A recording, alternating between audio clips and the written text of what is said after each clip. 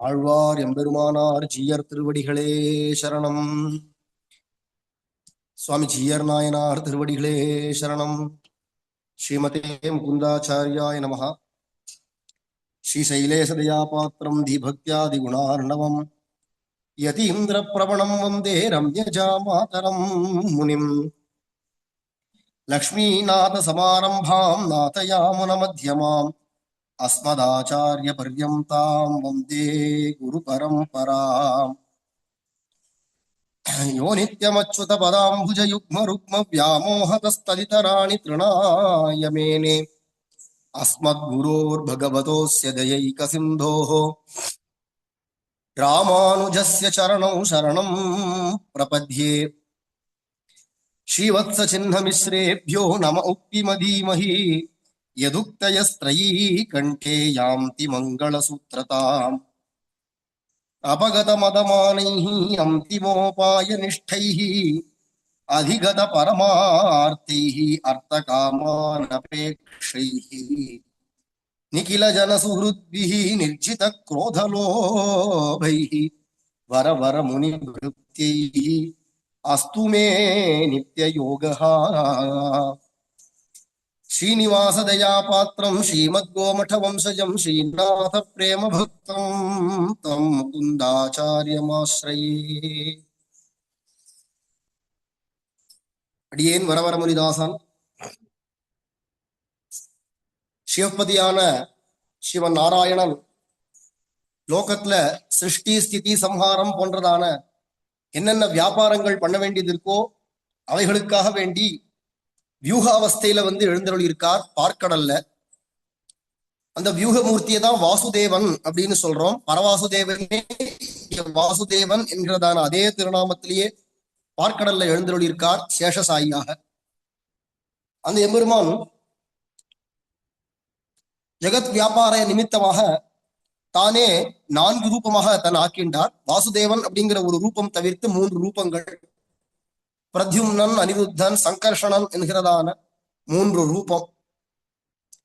இந்த 3 ரூபங்கள்ல சிருஷ்டி ஸ்திதி சம்ஹாரம் இதெல்லாம் பண்றார். அப்படிங்கிறதுக்கு மேல வாசுதேவன் தானாகவும் கூடவே சங்கர்ஷணன், பிரத்யும்னன், அனிருத்தன் அப்படிங்கிறதான இந்த 4 வியூகமூர்த்திகளுமே சேர்ந்து லோகத்துல அடிக்கடி அவதாரம் பண்ணிட்டே இருக்கார். எல்லா அவதாரங்களுமே பார்க்கடல்ல இருந்துதான். பார்க்கடல்ல போய் தேவாளாரும் பிரார்த்தனை பண்ணிண்டா உடனே ராமராக அவதாரம் பண்ணார். தேவர்கள் எல்லாரும் போய் இறைஞ்ச அங்கிருந்து வாமன அவதாரம் பண்ணி பலி சக்கரவர்த்திகிட்டேருந்து ராஜ்யத்தை வாங்கி கொடுத்தார். பிரம்மாதி தேவர்கள் எல்லாரும் போய் பார்க்கடல்ல பிரார்த்தனை பண்ணிண்டா கிருஷ்ணாவதாரம் பண்ணா. எல்லாம் பார்க்கடல்ல இருந்து வரக்கூடிய அவதாரங்கள் தான். அப்படி இருக்கக்கூடியதான பார்க்கடல்ல இருந்து எழுந்தொழி இருக்கக்கூடியதான வாசுதேவனா இருக்கக்கூடியதான எம்பெருமான் சங்கர்ஷண, பிரத்யும்ன, அனிருத்தர்களான மற்ற 3 வியூகமூர்த்திகளோட சேர்ந்து இந்த 4 உலகத்துல திரும்ப திரும்ப அவதாரம் பண்ணிட்டே இருக்கா. அதுல ராமராக பகவான் அவதாரம் பண்ண போது வாசுதேவனே ராமராக அவதாரம் பண்ணார். சங்கர்ஷணனா இருக்கக்கூடியவரே லக்ஷ்மணர், பிரத்யும்னரே இங்க வரக்கூடியதான பரதனாகவும் சத்ருகுணனாகவும் அடுத்து அனிருத்தன் அவதாரம் பண்ணா அப்படிங்கிறது. இதுல இந்த பிரத்யும்ன அனிருத்தர்களே யாருடான்னா சங்க சக்கரங்களுடையதான அம்சம்தான். அது மாதிரி இருக்கிறச்சு இங்க லோகத்துல பரதாழ்வான் சங்கனுடையதான அவதாரமாகவும் சக்கரத்தாழ்வாரனுடையதான அவதாரமாக சத்ருக்னாழ்வாரும் ஆதிசேஷனா இருக்கக்கூடியதான சங்கர்ஷ்ணமூர்த்தி தான் இங்க லக்ஷ்மணன். சாட்சாத் வாசுதேவனாகிய எம்பெருமான் தான் ராமராக அவதாரம் பண்ணார் அப்படின்னு இந்த 4 இவாளே திருப்பியும் பார்த்தோமானா துவாபர யுகத்துல கிருஷ்ணன் பரவாசுதேவனே கிருஷ்ணனாகவும், அதே அந்த லக்ஷ்மணரா இருக்கிற இந்தவரே இங்க பலராமராகவும், அதே அங்க இருக்கக்கூடியதான பரதனே இங்க பகவான் கையில பாஞ்சஜன்யம்ங்கிறதான சங்காகவும், சக்கரத்தாழ்வாராகவே அப்படி அப்படியே ஆயுதங்களாகவே 2 பேர் வந்துட்டா அப்படிங்கிறது இந்த 4 திரும்பிய அவதாரம்.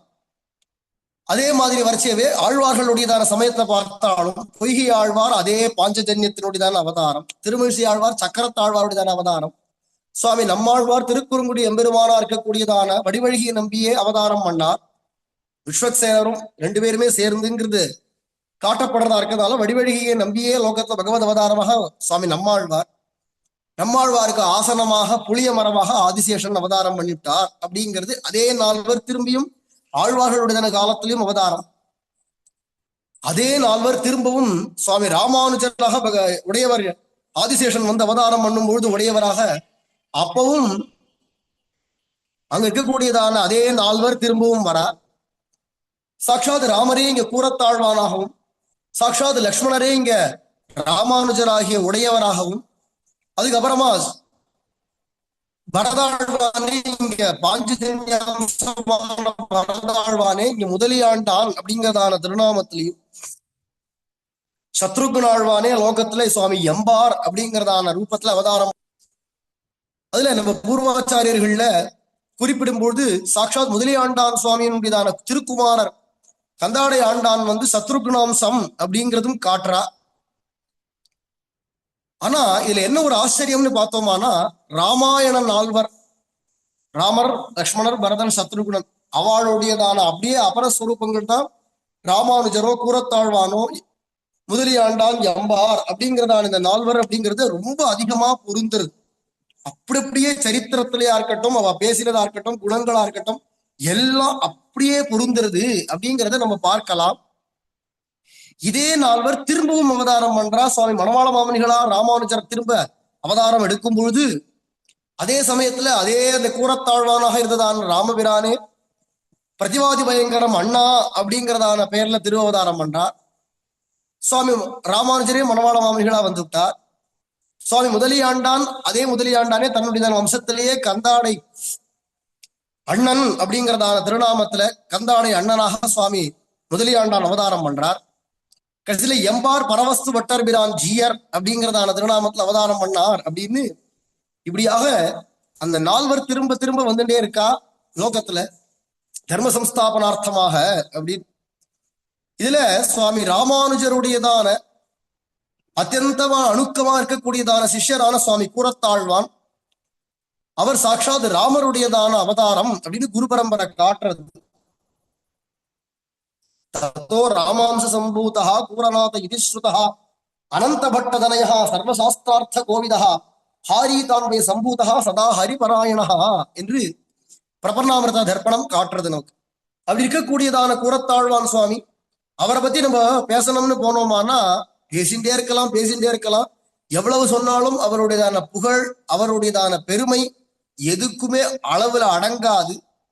நம்ம பேச்சுக்கெல்லாம் அப்பாற்பட்டதான பெருமை உடையவர் அப்படின்னு சுவாமி அமுதனார் ராமானுச நூத்தந்தாதியில காட்டுறார்.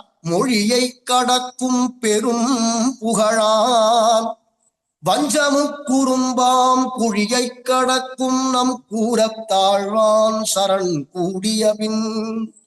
கூறத்தாழ்வான் எப்பேற்பட்டவர் அப்படிங்கிறத சொல்லும் பொழுதே மொழியை கடக்கும் பெரும் புகழான் அப்படின்னு காட்டுறார். நம்ம பேச்சுக்கெல்லாம் அப்பாற்பட்டதான புகழாளர் அப்படின்னு காட்டுறார். அப்ப என்ன தெரியறதுனா இவர் பகவான்னு சொன்னோம், பகவத் அவதாரம் சுவாமி கூறத்தாழ்வான்னு சொன்னோம் இல்லையா. இதே பகவானை பத்தி சாஸ்திரம் என்ன சொல்றது அப்படின்னு பார்த்தா யதோ வாச்சோ நிவர்த்தம் தே க்யப்ராப்ய மனசாசஹ என்று வேத வாக்கியம். எந்த ஒரு வஸ்துவின் இடத்துல போகும்பொழுது வாக்கும் மனசோ எல்லாம் ஒடுங்கி அதுக்கெல்லாம் அப்பாற்பட்டதான நிலையில எவன் ஒருவன் இருக்கானோ அவன் தான் அந்த பரமாத்மா அப்படிங்கிறத காட்டும் பொழுது இப்ப எதோ வாச்சோ நிவர்த்தந்தே பேச்சும் அங்க போய் அவன்கிட்ட பேச முடியலன்னு பின்வாங்கிறது அப்படிங்கிறது இல்லையா. மொழியை கடக்கும் பெரும் புகழான் சுவாமி ஆழ்வார்கள் காட்டுறச்சேவும் அதேதான் காட்டுறா. பண் கடந்த தேசமேவு பாவநாசநாதனே அப்படிங்கிறா. பேச்சுக்கும் மனசுக்கும் எல்லாத்துக்கும் அப்பாற்பட்டவனாக இருக்கக்கூடியவன் பகவான். அதே व्यक्ति தான் இங்க அப்படிங்கிறதுக்கு சாஸ்திர பிரசித்தமாக அப்படியே இங்க கூறத்தாழ்வானுக்கும் அதே பிரமாணத்தை சொல்றார். சுவாமி அமுதனார் அதே வாக்கியத்தை சொல்றார். இப்படியாக சுவாமி கூறத்தாழ்வானுடையதான வைபவம் ஏதோ ஒரு மணி நேரத்துல சொல்லி முடிக்கக்கூடியதான விஷயம் இல்லாவிட்டாலும் நம்மளுடையதான சமயத்தை சுவாமி கூறத்தாழ்வான ஸ்மரிச்சுண்டு ஆழ்வான் 4 முறை சொல்றதோ கேட்கிறதோ அப்படிப்பட்டதான ஒரு பாக்கியம் கிடைக்கணும் அப்படிங்கிறதுக்காக நீ பேர்பட்டதான ஒரு பாக்கியம் நமக்கு கிடைச்சிருக்கு இந்த சத்சங்கமாக. இப்படி இருக்கக்கூடியதான சுவாமி கூறத்தாழ்வான் அவர் சுவாமி உடையவரை விட 8 திருநக்ஷத்திரங்கள் பெரியவர் அப்படின்னு காட்டுறார். 8 வயசு மூத்தவர் உடையவரை விட சுவாமி கூறத்தாழ்வான். இவருடையதான திருத்தகப்பனார் காஞ்சிபுரத்துக்கு பக்கத்துல கூரம் அப்படிங்கிறதான ஒரு கிராமம். அங்க அக்ரஹாரத்துல அனந்த பட்டர் அப்படின்னு அவருக்கு திருநாமம். அவருக்கே மற்றொரு திருநாமம் கூரேசர் அப்படின்னு. கூரேசர் சொல்லுவா. ஆனா பிரசித்தமான அந்த பேர் யாருக்கு வந்ததுன்னா கூரத்தாழ்வானுக்கு தான் கூரேசர் அப்படிங்கிறதான பேர் பிரசித்தமாயிடுத்து. தகுத்தகப்பனாருக்கும் அப்பாவுக்கும் அதே பேர் தான் கூரேசர் அப்படிங்கிறது. அந்த சுவாமி கூரத்தாழ்வானுடைய திருத்தாயார் அவ அம்மாவுக்கு திருநாமம் பெருந்தேவி நாயகி அப்படின்னு பெயர். இவாளுடைய குலம் வடமாள் அப்படின்னு சொல்லுவா. ஹாரீத கோத்திரம். இதுல இன்னொரு ஒரு ஆச்சரியம், சுவாமி ராமானுஜர், சுவாமி கூரத்தாழ்வான், இவ ரெண்டு பேரும் ராமலட்சுமணனுடைய அவதாரம்னு சொன்னோம் இல்லையா? சாட்சாத் ராமரும் லட்சுமணரும் ரெண்டு பேரும் சொந்த அண்ணன் தம்பிகள். இங்க பாருங்க, சுவாமி கூரத்தாழ்வானும் உடையவரும் ஒரே கோத்திரம். உடையவருக்கும் ஹாரீத கோத்திரம் தான், கூரத்தாழ்வானுக்கும் ஹாரீத கோத்திரம் தான். அந்த கோத்திரத்துல என்னடா ஒரே கோத்திரத்தை சேர்ந்த சகோதரர்கள் சகோதரிகள் அப்படிங்கிறதாக தான் விவகாரம். அதனாலதான் இந்த காலத்துல கூட இன்னைக்கு வரைக்கும் கூட ஒரே கோத்திரத்துல பெண் எடுத்து கல்யாணம் பண்ண மாட்டா. கல்யாணம் பண்றதுன்னா அப்ப அண்ணன் தங்கங்கிற உறவு வந்துடும், ஒரே கோத்திரமா இருந்தா அப்படி வருது. இங்க ராமர் தான் கூரத்தாழ்வான், லக்ஷ்மணர் தான் இங்க உடையவர் அப்படிங்கிறதுக்கு நிறைய பொருத்தங்கள் இருக்கு. அங்க பார்த்தாலும் ராமருக்கு ரெண்டு குழந்தைகள் லவகுசர்கள். இங்க பார்த்தாலும் கூரத்தாழ்வானுக்கும் பராசர பட்டரும் வியாசபட்டருமாக ரெண்டு திருக்குமாரர்கள் அப்படிங்கிறது அதே மாதிரி பொருந்துருது. குரு பரம்பரையில சொல்லிச்சுவும் குசலவாவிவ அப்படின்னு இங்க காட்டுறார் பிரபன்னாமிரதத்துல, குசலவர்கள் போல அப்படின்னு இங்க அதே பிரமாணத்தை காட்டுறார். அங்க பார்த்தாலும் பாராளும் படர் செல்வம் பரத நம்பிக்கே அருளி ஆறாவன் இளையவனோடு அருங்காலம் அடைந்தவனேன்னு எல்லா சொத்தையும் அப்படியே தியாகம் பண்ணிவிட்டு நேர காட்டுக்கு கிளம்பினார் ராமபிரான், சக்கரவர்த்தி திருமகன். அதே மாதிரி இங்க பார்த்தாலும் இப்பேற்பட்ட ஜமீன்தார், அந்த அளவுக்கு செல்வம் இருக்கு, அவ்வளவு பெரியதான ஒரு ஜமீன்தாரை போல இருக்கக்கூடியதான பரம்பரை கூரத்தாழ்வாந்து அத்தனை சொத்தையும் அப்படியே உதறிட்டு ராமானுஜரே கதின்னு நேர ஸ்ரீரங்கமே வந்துட்டார் அப்படிங்கிறச்சு அந்த சாமியம் அப்படியே இருக்கு. அதே மாதிரி ராமாவதாரத்தை பார்த்தோம்னா ராமபிரானுக்கு முன்னாடி லக்ஷ்மணர் கிளம்பிட்டார். அப்புறமா தான் ராமர் சரையூல இறங்கி கிளம்புறார் அப்படிங்கிறது ராமாயணம். இங்க பார்த்தோம்னா என்னன்னா அதுக்கு பதிலுக்கு இங்க கூரத்தாழ்வான் முன்னாடி கிளம்பி விட்டார், பின்னாடி உடையவர் கிளம்புறார் அப்படின்றது இங்க இந்த சரித்திரத்துல. ஒருத்தர் முன்னாடி கிளம்பினா ஒருத்தர் பின்னாடி கிளம்பினா அப்படிங்கிற மாதிரியான ஒரு ஒற்றுமை அங்கேயும் இங்கேயும் இருக்கு அப்படிங்கிறத பார்க்கலாம். இத மாதிரியான பல ஒத்துமைகள் இத மாதிரி சொல்லிட்டே போனோம்னா அது ஒரு மாசம் சொல்லிட்டு போலாம் நித்தியம். அவ்வளவு விஷயங்கள் இருக்கு, அப்படியே பொருந்தக்கூடியதான ஒரு ஒத்துமை. அவ அந்த நால்வர் தான் இப்ப இங்க நால்வராக இங்க அவதாரம் பண்ணியிருக்கா அப்படிங்கிறது அவ்வளவு ரிஜுவாக ஆறுது. அப்பேற்பட்டதான சகோத்திரம் ராமானுஜருக்கு கூரத்தாழ்வான் சகோத்ரி. யஜுர்வேதத்தை அத்தியனம் பண்ணக்கூடியதான பரம்பரை ஆபஸ்தம்ப சூத்திரம். இப்பேற்பட்டதான இந்த சுவாமி கூரத்தாழ்வானுடைய பரம்பரை எப்பேற்பட்டது அப்படிங்கிறத வர்ணிச்சோம். அந்த அனந்த பட்டருடையதான திருக்குமாரராக சுவாமி கூரத்தாழ்வான் சௌமிய வருஷம் உத்தராயண புண்ணியகாலத்தை தை மாசம் பஞ்சமி திதியில ஹஸ்தா நட்சத்திரம், அதுவும் அன்னைக்கு வியாழக்கிழமையாக இருக்கக்கூடியதான சுபதினத்துல அவதாரம் பண்ணார் என்று குரு பரம்பரை காட்டுறது. இதுல மற்றொரு ஒரு ஒத்துமை அந்த இடங்கள்ல ஞாபகம் வருது, சொல்லிட்டே வர. சாட்சாத்து ராமபிரான நம்ம சம்பிரதாயத்தை சொல்லும் பொழுது பெருமாள் அப்படின்னு சொல்லுவார். பொதுவா பெருமாள்னு சொன்னா ராமருக்கு தான் அர்த்தம் நம்ம சம்பிரதாயத்துல. இளைய பெருமாள் அப்படின்னு சொன்னா லக்ஷ்மணர். பெருமாள் இளைய பெருமாள், ராமர் லக்ஷ்மணர், அவள் அப்படிதான் சொல்றது விவகரிக்கிறதுங்கிறது நம்ம சம்பிரதாய வழக்கம். அதுபடி பார்க்கும்பொழுது எல்லா திவ்யதேசங்கள்ல இருக்கிறதான கோவில்களையும் பெருமாள் கோவில்னு சொல்றதுன்னு ஒரு பழக்கமாக இருந்தாலும் பொதுவா நம்ம சம்பிரதாயத்துல பெருமாள் கோவில்னு சொன்னா காஞ்சிபுரம் தான். அங்க எழுந்தொழி இருக்கக்கூடியதான வரதராஜன் யார் அப்படின்னா சாட்சாத் ராமர் தான் இங்க வரதராஜனா இருக்கார் அப்படிங்கிறதுனாலதான் அந்த திவ்யதேசத்துக்கே பெருமாள் கோவில் அப்படின்னே பேர். வெறும்ன பெருமாள் கோவில் சொல்லிட்டா காஞ்சிபுரம் தான். வெறும்ன கோவில்னு சொன்னோமான ஸ்ரீரங்கம். இதுக்கெல்லாம் அது திருக்குழந்தை ஆறாவதன் கோயில் அல்லது அழகர் உடையதான சன்னதி அழகர் கோவில் அப்படின்னும் இந்த மாதிரி அந்தந்த பெருமாளுடைய பேரை சொல்லி கோவில்னு சொன்னாதான் அதுவாகும். வெறும்ன கோவில் சொல்லியாச்சுன்னா ஸ்ரீரங்கம், திருமலை அப்படின்னு சொல்லியாச்சுன்னா திருப்பதி, பெருமாள் கோவில்னு சொல்லியாச்சுன்னா காஞ்சிபுரம். இது பிரசித்தமான விஷயம். அப்படி இருக்கச்சு அங்க பெருமாளாகிய வரதராஜர் தான் அங்க காஞ்சிபுரத்துல எழுந்தருள் இருக்கிறவர் ராமர் தான் அப்படிங்கிறச்சு அவருடையதான நட்சத்திரம் ஹஸ்தம். காஞ்சி வரதராஜருக்கு ஹஸ்த நட்சத்திரம். அதே நட்சத்திரம் தான் சுவாமி கூரத்தாழ்வானுக்கு. அதனால இப்படி பார்த்தாலும் ஒரு ஒத்துமை. ராமாம்சமாக இருக்கக்கூடிய ராமரே இங்க வரதராஜனா இருக்கார். ராமாம்சமா அவதாரம் பண்ணதான கூரத்தாழ்வான் அதே வரதராஜனுடைய நட்சத்திரத்திலேயே அவதாரம் பண்ணார் அப்படிங்கிற ஒரு ஆச்சரியம். இவருக்கு பல திருநாமங்கள்ல ஸ்ரீவத்ச சின்ஹமிஸ்ரர் அப்படிங்கிறது பிரதானமான பெயர், தகப்பனார் சூட்டின நாமம். அது தோத்து கூரேசர், கூரத்தாழ்வான், கூராதிபர், கூராதிபதி, ஸ்ரீவத்சாங்கர், இதெல்லாம் பல அவருடைய திருநாமங்கள் கூரத்தாழ்வானுக்கு. இவர் எல்லா சாஸ்திரங்களையும், வேதங்களோ சாஸ்திரங்களோ திவ்ய பிரபந்தங்கள் போன்றவைகளோ எல்லாத்தையுமே தன்னுடைய திருத்தகப்பனாரான அனந்த பட்டர்கிட்டேந்தே அதிகரிச்சார். அத்தனையும் தெரிஞ்சுட்டு பெரிய பிரகாண்ட வித்வான். எதுவா இருந்தாலும் ஒரு முறை கேட்டுட்டார்னா மனப்பாடம் ஆயிடும். அதுதான் ஏகச்சந்த கிராகி அப்படின்னு சொல்லுவா.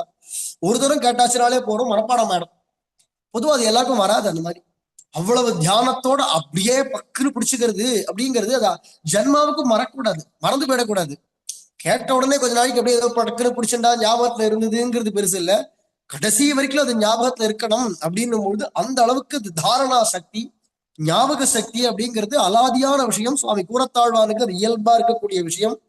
சுலபமா சீக்கிரமாவே எல்லா சாஸ்திரங்களையும் கற்றறிந்து தனக்கு சமமான ஆண்டாள் அப்படிங்கிறதான ஒரு கன்னிகையோட திருக்கல்யாணமும் ஆகி இல்லறத்துல எழுந்தருளி இருக்கா.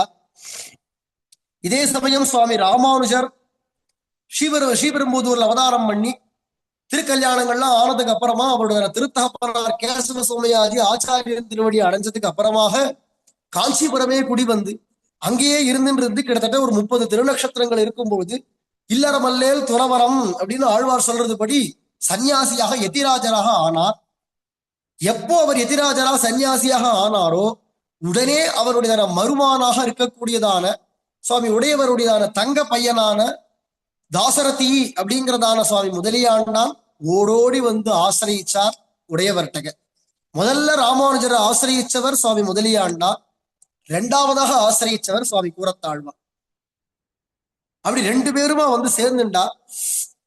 கூரத்தாழ்வான் வந்த உடனேவே பரமமாக உகந்து தத்ரைவ கூராதிபவாத்சநாத வாதூலநாதஸ்ச சமாஸ்ருதாஹாதம் தேப்யோபி ராமானுஜ சம்யமீந்திரோ சசங்க சக்ராங்க ரகசிய தோபூத். சுவாமி வடுக நம்பிகள் இத்திராஜ வைபவத்துல காட்டுறா. கூராதிபதியா இருக்கக்கூடியதான சுவாமி கூரத்தாழ்வான் முதலியாண்டான். அதே மாதிரி மற்றொரு மருமான் உண்டு சுவாமி ராமானுஜருக்கு. மருமான்னா தங்க பையன். அவர்தான் நடாதூர் ஆழ்வான் அப்படின்னு சொல்றோம். அந்த நடாதூர் ஆழ்வான் அப்படிங்கிறவர் இவ 3 பேருமாக வந்து ஆசிரியிச்சா. அப்படிப்பட்டதான 3 ரத்தனங்களோட சுவாமி ராமானுஜர். பொதுவாகவே ராமரை சொல்லும் பொழுது அவருடைய சரித்திரம் ஏன் இப்படி சோபிக்கிறதுன்னா கல்யாணாபிஜன ஸ்ரீமானு அப்படி சுத்தீவ இருக்கக்கூடிய ஜனங்கள், எப்பேற்பட்டதான அப்பா தசரதர், எப்பேற்பட்ட அம்மா கௌசல்யர், எப்பேற்பட்டதான பத்னியான சீதா பிராட்டி, சகோதரர்கள், அவரோட மந்திரிமார்களா இருக்கட்டும், நண்பர்களா இருக்கட்டும், தாச வர்க்கமா இருக்கட்டும், எல்லாரும் ஹனுமான் போன்றதான தாசர்கள் ஒவ்வொருத்தரும் அப்பேற்பட்டதான ஒரு கல்யாணாபிஜனங்களாக அமைய அதனாலதான் ராமருக்கு சோபிக்கிறது அப்படிங்கிற. அதனாலையும் ராமருக்கு சோபிக்கிறது அதனாலதான் சொல்ல முடியாது, அதுவும் ஒரு காரணம் சோபிக்குங்கிறது போல சுவாமி ராமானுஜருக்கு இப்பேற்பட்டதான சிஷ்ய சம்பத் கிடைக்க கிடைக்கதான் சோபிக்கிறது. ஒவ்வொருத்தரிடத்திலையும் எப்படி எப்படி இவர் பழகிறார், எல்லாரும் இவர்கிட்ட எப்படி பழகிறா அப்படிங்கிறதெல்லாம் பார்க்கறச்சேதானே ராமானுஜருடைய பெருமை என்ன, அவருடைய தன்மை என்னங்கிறது உலகத்துக்கு தெரியும். அப்படி இருக்கச்சே அப்ப எல்லா அந்த ஜனங்கள் அபிஜனங்கள் தேவை அப்படிங்கிறச்சே சுவாமி கூரத்தாழ்வானுக்கு நித்திய திருவாராதனம் அழகிய சிங்கர். அழகிய சிங்கர்னா நரசிம்ம பெருமாள் தான் திருவாராதனம். இப்படி சுவாமி கூரத்தாழ்வான் உடையவருடைய திருவடி வாரத்துல கைங்கரியங்கள் பண்ணி கொண்டு உடையவர்கிட்ட சமாசிரயணம் சங்கசக்கர முத்ராதாரணமாகிய சமாசிரயணம் பெற்றுக்கொண்டார், பஞ்சசம்ஸ்காரங்களை பெற்றார். அதுக்கப்புறமா சுவாமி ராமானுஜர்கிட்ட தான் ரகசியார்த்தங்கள் எல்லாம் கேட்டுண்டார். ஸ்ரீபாஷ்யமும் ராமானுஜர்கிட்ட தான் கேட்டுண்டார். மற்ற எல்லா விஷயங்களும் ராமானுஜர்கிட்டேந்தே உடையவர்கிட்டேந்தே அத்தனையும் ஞாபகங்களையும் பெற்றார் அப்படிங்கிறது சுவாமி கூரத்தாழ்வானுடைய வைபவம். இப்படி ராமானுஜர் காஞ்சிபுரத்தில் எழுந்தருளி இருக்கார், சன்னியாசியாக ஆயிட்டார். இந்த சமயத்துல ராமானுஜர் கிரகஸ்தரா இருக்கும் பொழுது யாதவ பிரகாசர் அப்படிங்கிற ஒரு அத்வைத்த ஒரு குருநாதர்கிட்ட போய் சில காலம் வேதாந்தம் பாடம் கேட்டார். அந்த யாதவ பிரகாசருக்கு ஒரு அம்மா, அவருக்கே வயசாயிடுத்து, யாதவ பிரகாசருக்கே நிறைய வயசாயிடுத்து, இருந்தாலும் அந்த யாதவ பிரகாசருக்கு ஒரு அம்மா இருக்காளாம். அந்த அம்மா எதேச்சியா சுவாமி ராமானுஜர் இந்த சிஷ்யாளுக்கெல்லாம் உட்கார வச்சு உபன்யாசம் பண்ணிட்டு இருக்கக்கூடியதான விஷயம் அது எல்லாத்தையும் அப்படி போற போக்கில் அப்படி நின்று கேட்டாளாம். அப்படி கோவில் சேவிக்கிறதுக்கு வருவாளாம் வரதராஜர் சரதியில. அங்க உடையவர் சாதிக்கக்கூடியதான விஷயங்கள் எல்லாத்தையும் கேட்டுட்டு, இப்படி ஒருத்தர் பகவத்குணம் சொல்லணுமானா இது சாதாரண వ్యక్తిயா இருக்க முடியாது, இவர் அவதார விசேஷம் அப்படிங்கறதெல்லாம் புரிஞ்சுட்டு நேரம் விழுந்து சேவிச்சுட்டு போற போக்குல தன்னுடைய பையன் அங்க குருவா உட்காந்து இருக்காரு, சன்னியாசி, வேற அத்வைத சன்னியாசி உட்காந்து இருக்கார். அப்படிங்கச்சே அவர் இடத்துல போய், டே யாதவா, ஊருக்கெல்லாம் குருநாதரா இருக்கலாம், அம்மாக்கு புள்ள தானே, டே யாதவா, இந்த ராமானுஜரை சாமானியமா நினைச்சு விடாதப்பா, ஏற்கனவே நீ பல முறை அவர்கிட்ட பல விதமா அபச்சாரப்பட்டிருக்க, ராமானுஜரை வதம் பண்ற அளவுக்கு நீ போயிருக்க, கொலை பண்ற அளவுக்கு நீ போயிருக்க, முயற்சி பண்ணிருக்க, அப்படிங்கச்சு இவ்வளவு அபச்சாரங்கள்லாம் பட்டிருக்க, உனக்கு உய்வு பாயம் வேற வழி கிடையாது, அவர் காலில் போய் விழுந்து அவருக்கே ஆட்பற்று, அவர் அவதார விசேஷம் தெரிஞ்சுக்கோ, லோகத்தை உத்தாரணம் பண்றதுக்காக சாட்சாத் ஹரிணா பிரேரித்தோ அதுனா, பகவானால அனுப்பப்பட்டு சாட்சாத் ஆதிசேஷனே லோகத்தை அவதாரம் பண்ணியிருக்கார், அவர் சாதாரண వ్యక్తి இல்ல, ஜாக்கிரத, போய் திருவடிகள்ல விழு அப்படின்னு அவ அம்மா உபதேசம் பண்ணா. அவன் சரி சரி சரி சரின்னா எடுபடலை அவருக்கு, அந்த அளவுக்கு கேட்டுண்டாரே தவிர அந்த அளவுக்கு எடுபடலை இவருக்கு. இருந்தாலும் ராமானுஜரோ இப்ப கேள்விப்பட்டிருக்கார், ராமானுஜர் சன்னியாசியாக ஆயிட்டார், ஒரு மடாதிபதியாக இருக்கார் அப்படிங்கிறதெல்லாம் கேள்விப்பட்டதுனால எப்படி இருக்காம பார்ப்போம். முன்னாள் சிஷ்யன் இப்ப அவன் குருவா போயிட்டான், எப்படி இருக்கான்னு பார்க்கலாம் அப்படின்னு வந்தார். வந்து உள்ளுக்குள்ள வர்றதுக்கு ஒரு தயக்கம், என்ன இருந்தாலும் தான் குருவா இருந்திருக்கும், இப்போ ராமானுஜர் ஒரு பெரிய மடாதிபதினு ஆயிட்டான், போனா எப்படி வரவேற்பானா, முன்னாடி மாதிரி சிஷ்யனை போல பவ்யமா பழகுவானா, மடாதிபதி ஏன் வந்த வெளில போன்னு துரத்துவாரா என்னன்னு தெரியலையே அப்படின்னு ஒரு தயக்கத்தோட வாசல்ல நின்று இப்படி எட்டி எட்டி பார்த்துட்டு இருக்கா. ஏதாவது முகம் தெரியுமா, பார்க்கலாமா, உள்ள கூப்பிடுவாளா அப்படின்னு வாசல்ல நின்று இருக்கிற சமயத்துல உடையவர் அப்படி எதேச்சியா வந்தபோது வாசல்ல யாரோ காஷாயம் கட்டி நிக்கிறாளேன்னு பார்த்தா யாதவ பிரகாசர். யாதவ பிரகாசன்றத பார்த்த உடனே ரப்புர அங்கேயே ராமானுஜருக்கு கிடையாது. என்ன இருந்தாலும் முன்னாடி ஒரு காலத்துல நமக்கு குருவாக இருந்திருக்கார், ஓட்டமா ஓடி வந்து அடியேன் சுவாமி, ஏன் வாசலையே நின்றுட்டேன், உள்ள எழலாம், உள்ள வரலாமே, உள்ள வரலாமே, வாங்கும் அப்படின்னு உள்ள மரியாதையோட கூப்பிடுறார். கூறத்தாழ்வார் போன்றவாழ்வாரும் வந்து வரவேற்க, பரவாயில்ல இவ்வளவு தூரம் வரவேற்பாரு அப்படின்னு நினைச்சிட்டே உள்ள வந்தார். ராமானுஜர் எப்படி ராமரை சொல்லச்சே மானியமான கிருத்து அப்படிங்கிறோமோ, யாரா இருந்தாலும் முதல்ல ராமர் அவளை மதிப்பார், அந்த மதிப்பை கொடுக்கறதுனாலே அவ தானா ராமரை மதிப்பா.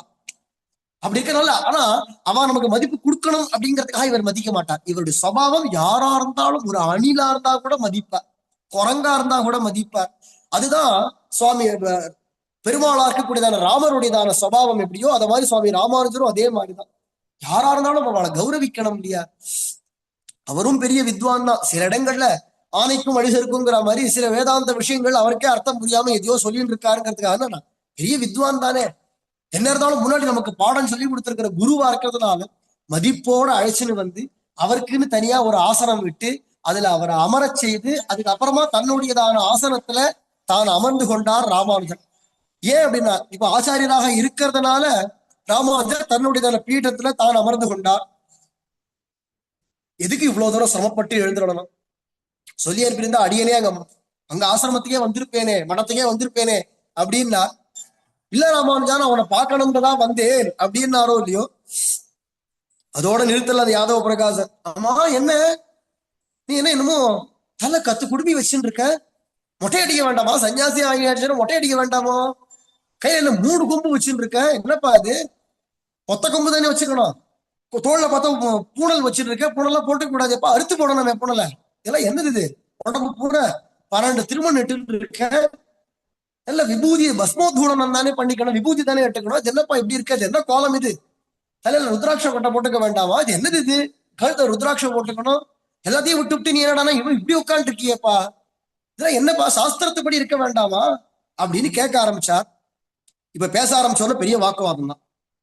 ராமானுஜருக்கு என்ன நினைக்கிறார்னா, வாதோ நாவலம்பியாங்கிற சாஸ்திரம் அந்த மரியாதையை கடைபிடிக்கணும்னு நினைக்கிறார் ராமானுஜர். ராமானுஜருக்கு சுபாவமே என்னன்னா, வலிய தான் வாக்குவாதத்துக்கு போக மாட்டார், ஆனா வந்துதானா விட மாட்டார், அது பின்னாடி கடைசி வரைக்கும் சரி.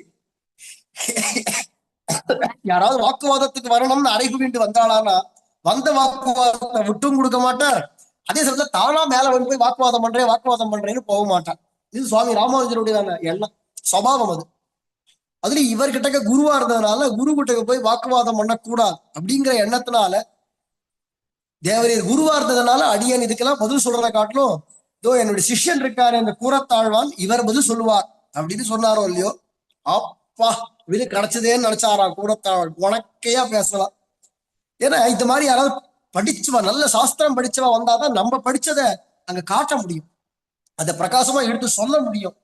ஒன்னும் தெரியாதவாளை வச்சுட்டு சொல்லி அவளுக்கு புரிய வைக்கிறதுக்குள்ள படாத பாடா இருக்குங்கிறதுனால அந்த சாஸ்திரம் படிச்சவாளுக்கு அதை மாதிரி படிச்சவா தனக்கு சமமான, எப்படி ஒரு யானைக்கு தகுந்த யானை வந்துதானா அதோட சண்டை போடுறதுக்கு சௌகரியமா இருக்கு, 4 பூனை வந்துதானே அதோட சண்டை போடுறதா அதுக்கு உகந்ததா இருக்குமான்னு, அது மாதிரி இருக்கிறனால யானைக்கு யானைங்கிற மாதிரி சிங்கத்துக்கு சிங்கம்ங்கிற மாதிரி.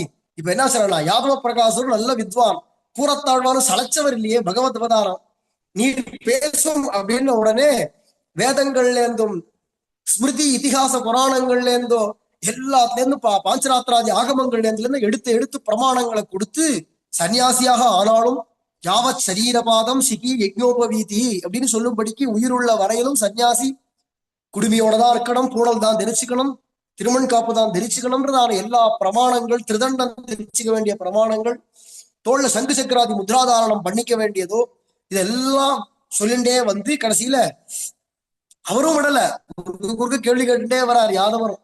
அத்தனைக்கும் பதில் சொல்லிட்டே வரைச்சு கடைசியில பிரம்மம் அப்படிங்கிறத பத்தி போறது பேச்சு, சகுணமா நிர்குணமா போன்றதான விசாரங்கள்லாம் பேசி கடைசியில அதுல பரம்பொருள் யார் அப்படிங்கிறதான விசாரங்கள்லாம் வந்து கடைசியில இதமித்தாம்னு கூறத்தாழ்வான் நிர்ணயம் பண்ணாரோ இல்லையோ, அவர் வாய் அடங்கிடுச்சு.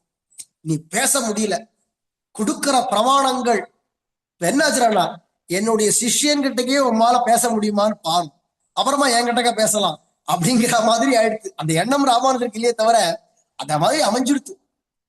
என்னாச்சுன்னா பூரே தாழ்வான் ஜெயிச்சுட்டா, பூரேச விஜயம். ஸ்ருதி ஸ்மிருதி புராணானி பூரேசோ வியாஜஹாரசா ஸ்ருத்வா சர்வாணி வாக்கியானி யாதவோ விஸ்மயான்விதா. ராமா யாதவ பிரகாசருக்கு பேச்சு அடங்கி போச்சு. இனி பேசுறதுக்கு ஒண்ணு இல்லை. ராமானுஜா நல்ல சிஷ்யர்கள் எல்லாம் தயார் பண்ணி வச்சிருக்கப்பா, ரொம்ப நல்லா இருக்கு, ரொம்ப சந்தோஷம், நல்ல க்ஷேமமா இருக்கணும், நான் போயிட்டு வரேன் அப்படின்னு சொல்லிட்டு தன்னுடைய கௌரவத்தையும் விட்டு கொடுக்காம நான் தோற்றேன். அது வரல, ஒத்துக்க முடியல அவரால். பொதுவாகவே வராது, அவ்வளவு சுலபம் இல்லை. அடியே தோத்து போயிட்டேன்னு சுலபமா சொல்ல வராது, நான் தப்பு பண்ணிட்டேன் மன்னிச்சிருங்கோன்னு மன்னிப்பு கேட்க வராது. அது இயற்கை.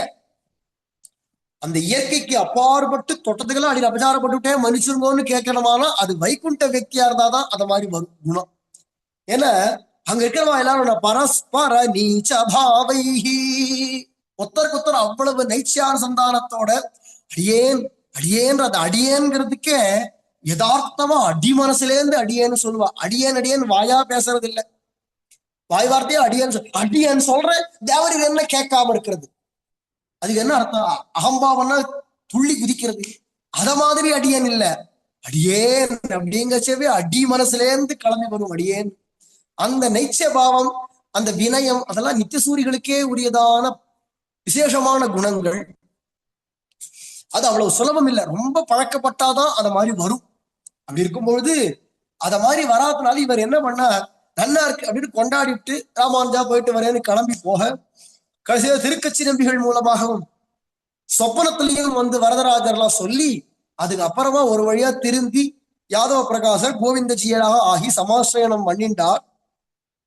அவருக்கு பராயசித்தம் பண்ணி வச்சு உடையவர் திருப்பி வைஷ்ணவ முறைப்படி சன்னியாசங்கள்லாம் கொடுத்து சாஸ்திரப்படி அவரை ஜீயராக கோவிந்த ஜீயர் அப்படிங்கிறதான திருநாமத்தோட இருக்கும்படி பண்ணி அதுக்கப்புறமா தான் எதி தர்ம சமுச்சயம் அப்படிங்கிறதான ஒரு கிரந்தத்தை யாதவ பிரகாசர் அருளி செய்தார் அப்படின்னு நீள சரித்திரம்.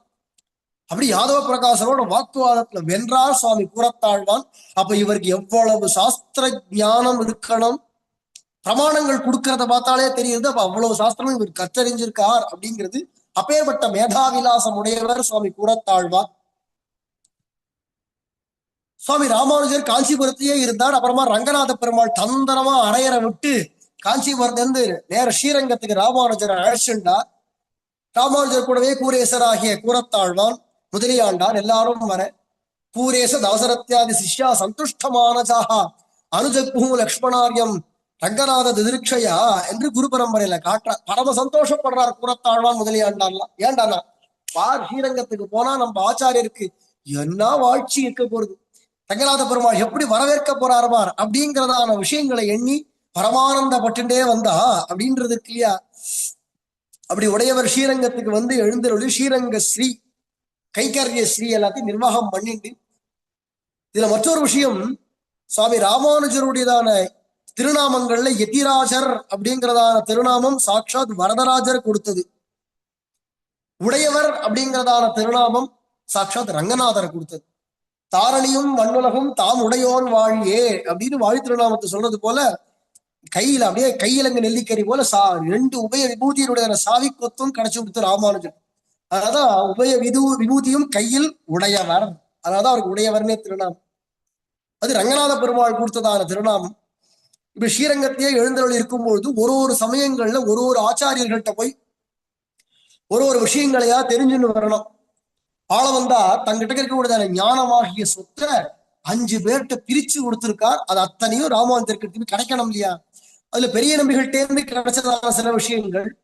இப்ப என்னடா பெரிய நம்பிகள் சொல்றாரு, திருக்கோஷ்டியூர் நம்பிகள்கிட்ட போய் ஞாபகங்கள் எல்லாம் தெரிஞ்சுக்கும், மந்திரத்திரய ரகசியார்த்தங்கள்லாம் அவர்கிட்ட இருக்கு, அதை போய் தெரிஞ்சுக்கும் அப்படின்னு சொல்ல, சுவாமி கூரத்தாழ்வான் முதலியாண்டான் போடுறதான எல்லா சிஷ்யாளோட ராமானுஜர் இங்க திருக்கோஷ்டியூருக்கு வரதும், திருக்கோஷ்டியூர் நம்பிகளோ பரீட்சை பண்றார். அதெல்லாம் சொல்லித்தர முடியாது, போயிட்டு வர, அடுத்த தரம் பார்ப்போம், அடுத்த தரம் பார்ப்போம், அடுத்த தரம் பார்ப்போம்னு அனுப்பி அனுப்பி விட 17 முறை ஸ்ரீரங்கத்துக்கும் திருக்கோஷ்டியூருக்கும் ஸ்ரீரங்கத்துக்குமா நடந்து நடந்து அவ்வளவு முயற்சி பண்ணி தெரிஞ்சுக்கணும்ன்ற ஆசையில ராமானுஜர் ஏங்குறார்.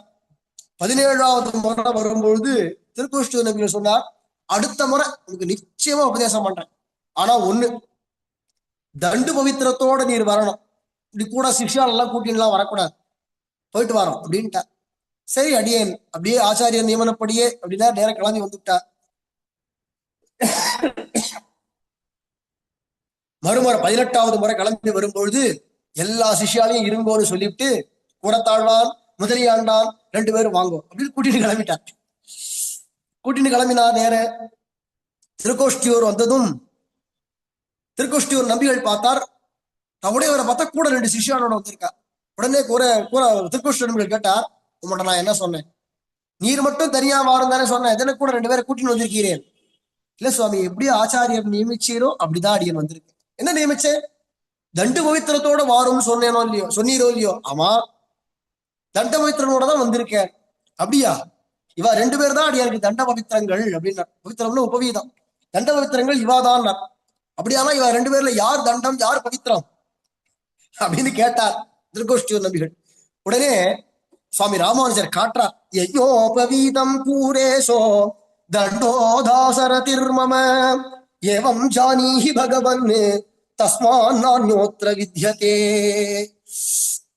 எனக்கு யஜ்ஞோபவீதமாக பவித்திரமா இருக்கக்கூடியவர் சுவாமி கூரத்தாழ்வார். ஏன்னா யஜ்ஞோபவீதம்ங்கிறதான பூணலானது பகவத் ஸ்வரூபம். அப்படி இருக்கிறதுனால அது பகவத் ஸ்வரூபமா இருக்கிறதுனால கூரத்தாழ்வான காட்டுறார்.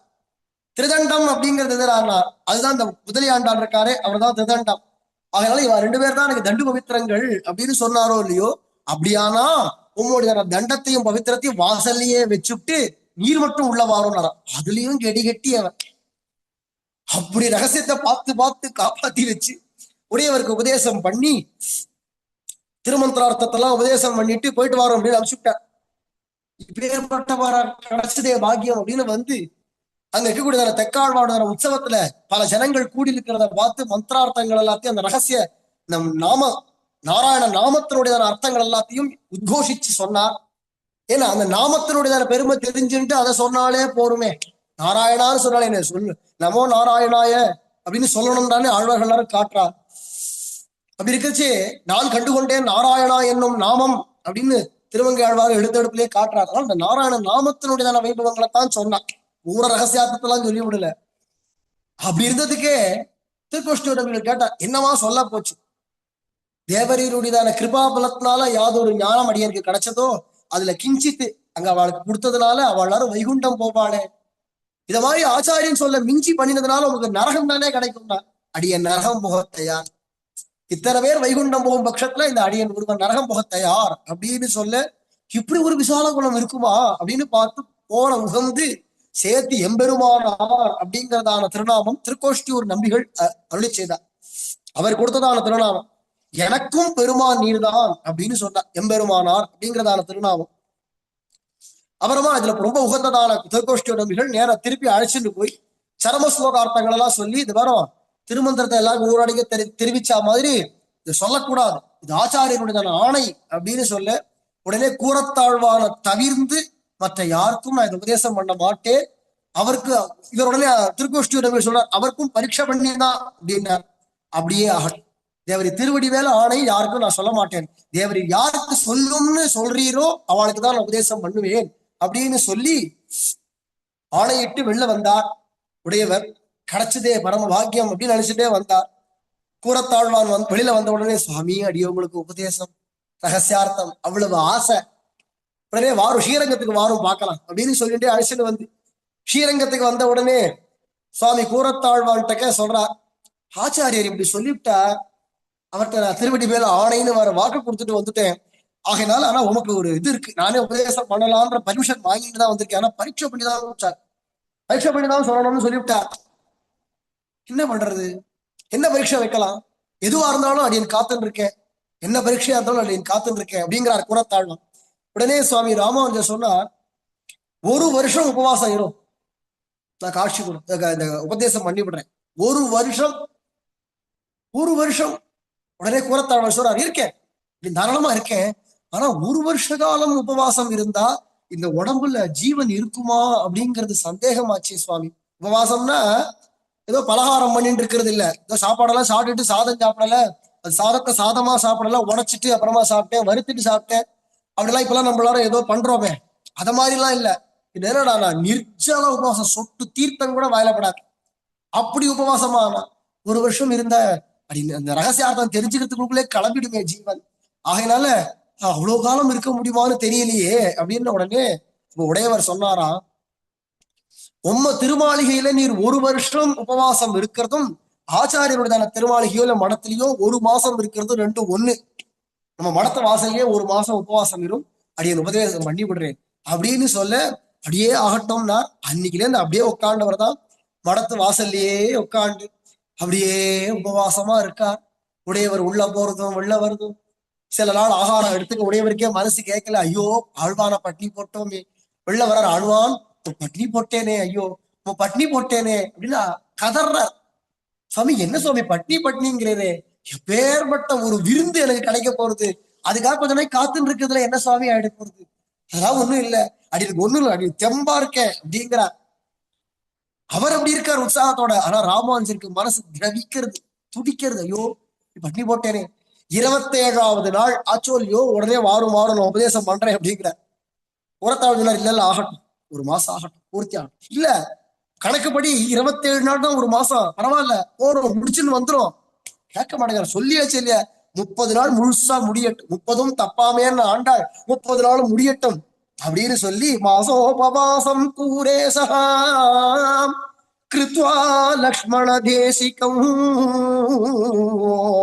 ஜக்ராஹ சரமஸ்லோகம் தத்தாத்பர்யஞ்ச தத்துவதா. ஒரு மாசம் முழுக்க உபவாசம் இருந்து உடனே ஒரு மாசம் இன்னையோட 30 நாள் பூர்த்தி ஆயிடுது. மறுநாள் வரார் சுவாமி அப்படின்னு வந்தாரோ இல்லையோ, உடையவர் அவரை கூட்டு சேர்த்து அணைச்சுண்டு முதல்ல போய் பாரணை முடிச்சுட்டு அப்புறமா உபதேசம் பண்றேன். பரீட்சை முடிச்சுடுத்து 30 நாள் முடிச்சுட்டு முதல்ல வயதுக்கு இவ்வளவு பிரசாதம் எடுத்துனுட்டு அப்புறமா உபதேசம் பண்றேன். இவ்வளவு 30 நாள் பொறுத்தவன் இன்னும் கொஞ்ச நாளைக்கு பொறுத்துக்க முடியாதா, உபதேசம் பெற்றுட்டு அப்புறமா ஆகாரங்கள்லாம் பார்த்துக்கணும், முதல்ல அடியனுக்கு தேவையான காலக்ஷேபம் அந்த சரமஸ்லோகார்த்தம் கிடைக்கணுமே அப்படின்னு கெஞ்ச, உடனே ராமானுஜர் அவரை வாரும்னு தனியா அழைச்சிட்டு போய் உட்கார வச்சு அந்த ரகசியார்த்தம் பூரத்தையும் சொல்லி பவித்திரம் கைபுகுந்தது அப்படின்னாராம். சந்தோஷப்பட்டா. அப்படி கூறத்தாழ்வான் நம்ம பெரியவாழ்லாரும் காட்டுவா, இது நடந்தது இல்லையா, உபவாசம் ஒரு மாசம் கூறத்தாழ்வான் இருந்தார் இல்லையா, அதுக்கு அப்புறமா தான் சுவாமி ராமானுஜருக்கு விஷான்னம் விட்டா. ஸ்ரீரங்கத்துல விஷான்னம் விட்டதும் அதை சாக்கா வச்சுட்டு, எப்போ நான் ஒரு சன்னியாசி பெருமாளுக்கு கைங்கரியம் ஒழுங்கா நடக்கணுமே, இது ஏன் பண்ணல, அது இப்படி பண்ணலாமே அப்படின்னு நான் ஏதோ நான் சொல்ல போய் அது இங்க இருக்கிறவங்களுக்கெல்லாம் கஷ்டமா இருக்கு. நான் இருக்கிறதே, நான் ஒரு ஜீவன் உலகத்துல இங்க இத்தனை கோடி பேர் வாழறேன். இந்த உலகத்துல இந்த அடிவன் ஒருவன் வாழறது இவனுக்கு கஷ்டமா இருக்குமானா அப்ப நான் இருந்து என்ன பிரயோஜனம்? நான் இருக்க வேண்டாம்ன்ற இடத்துல தானே விஷாரணம் விட்டா. அப்ப நான் வேண்டாம், நான் இருக்கவே வேண்டாம் அப்படின்னு நினைச்சா உபவாசமா இருந்து அப்படியே எப்போ உயிர் போறதோ போகட்டும் அப்படின்னு உபவாசமாகவே இருக்கேன் அப்படின்னு காவேரி கரையில போய் பேசாம பள்ளி கொண்டு விட்டா. ஏகபாச சயனம்ன்ற மாதிரி பள்ளி கொண்டு உடையவர் யார் சொன்னாலும் கேட்கல. கிட்டத்தட்ட 1 மாசம் உபவாசமாகவே இருந்தார். அப்புறமா திருக்கோஷ்டியூருக்கு சில ஸ்ரீவைஷ்ணவா போய் உங்க சிஷ்யர் ராமானுஜர் பட்னி கிடக்கிறார், யாரோ விஷான்னம் விட்டுட்டா, அதனால நான் இனிமே ஆகாரமே எடுத்துக்க மாட்டேன்னு பட்னி இருக்கார் அப்படின்னு பதறிண்டே போய் சொல்ல, உடனே திருக்கோஷ்டியூர் நம்பிகள் வந்து இவருக்கு இனிமே இந்த மாதிரிலாம் இருக்க வேண்டாம், நீ ஆகாரம் எடுத்துக்கணும், போய் பிக்ஷை எடுத்து சாப்பிடறதை காட்டிலும் நீர் ஏகமுக பிக்ஷையாக இந்த பிரணதார்த்திகரர் அப்படிங்கிறதான கிடாம்பி ஆச்சான் தள்ளிகை பண்ணி கொடுக்க அதையே அமுது பண்ணும் அப்படிங்கிற ஒரு விவஸ்தையை ஏற்படுத்தினார் அப்படின்னு சரித்திரம் குரு பரம்பரையில பின்னாடி வருது. அதுல ஏன் ராமானுஜர் 1 மாசம் நிர்ஜலமா உபவாசம் இருந்தார் அப்படின்னா அதுக்கு பெரியவா காட்டுவா. முதல்ல கூறத்தாழ்வான 1 மாசம் உபவாசம் இருக்க வச்சுட்டோமே, அதுக்கு பிராயஷ்சித்தமா தான் 1 மாசம் உபவாசம் இருக்கேன் அப்படின்னு எல்லாம் அவளுடைய அந்த ஹிருதயங்கள் எப்படின்னு நமக்கெல்லாம் புரியாது.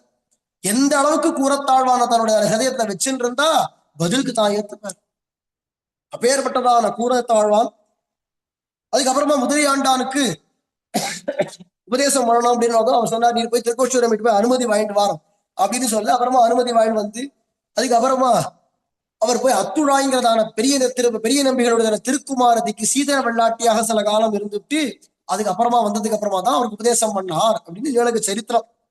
இப்படியாக சுவாமி கூறத்தாழ்வான் ரகசியார்த்தங்கள் எல்லாம் உடையவர்கிட்டே பெற்று பரமானந்தப்பட்டு இப்படி எழுந்தருள் இருக்கக்கூடியதான விஷயம்.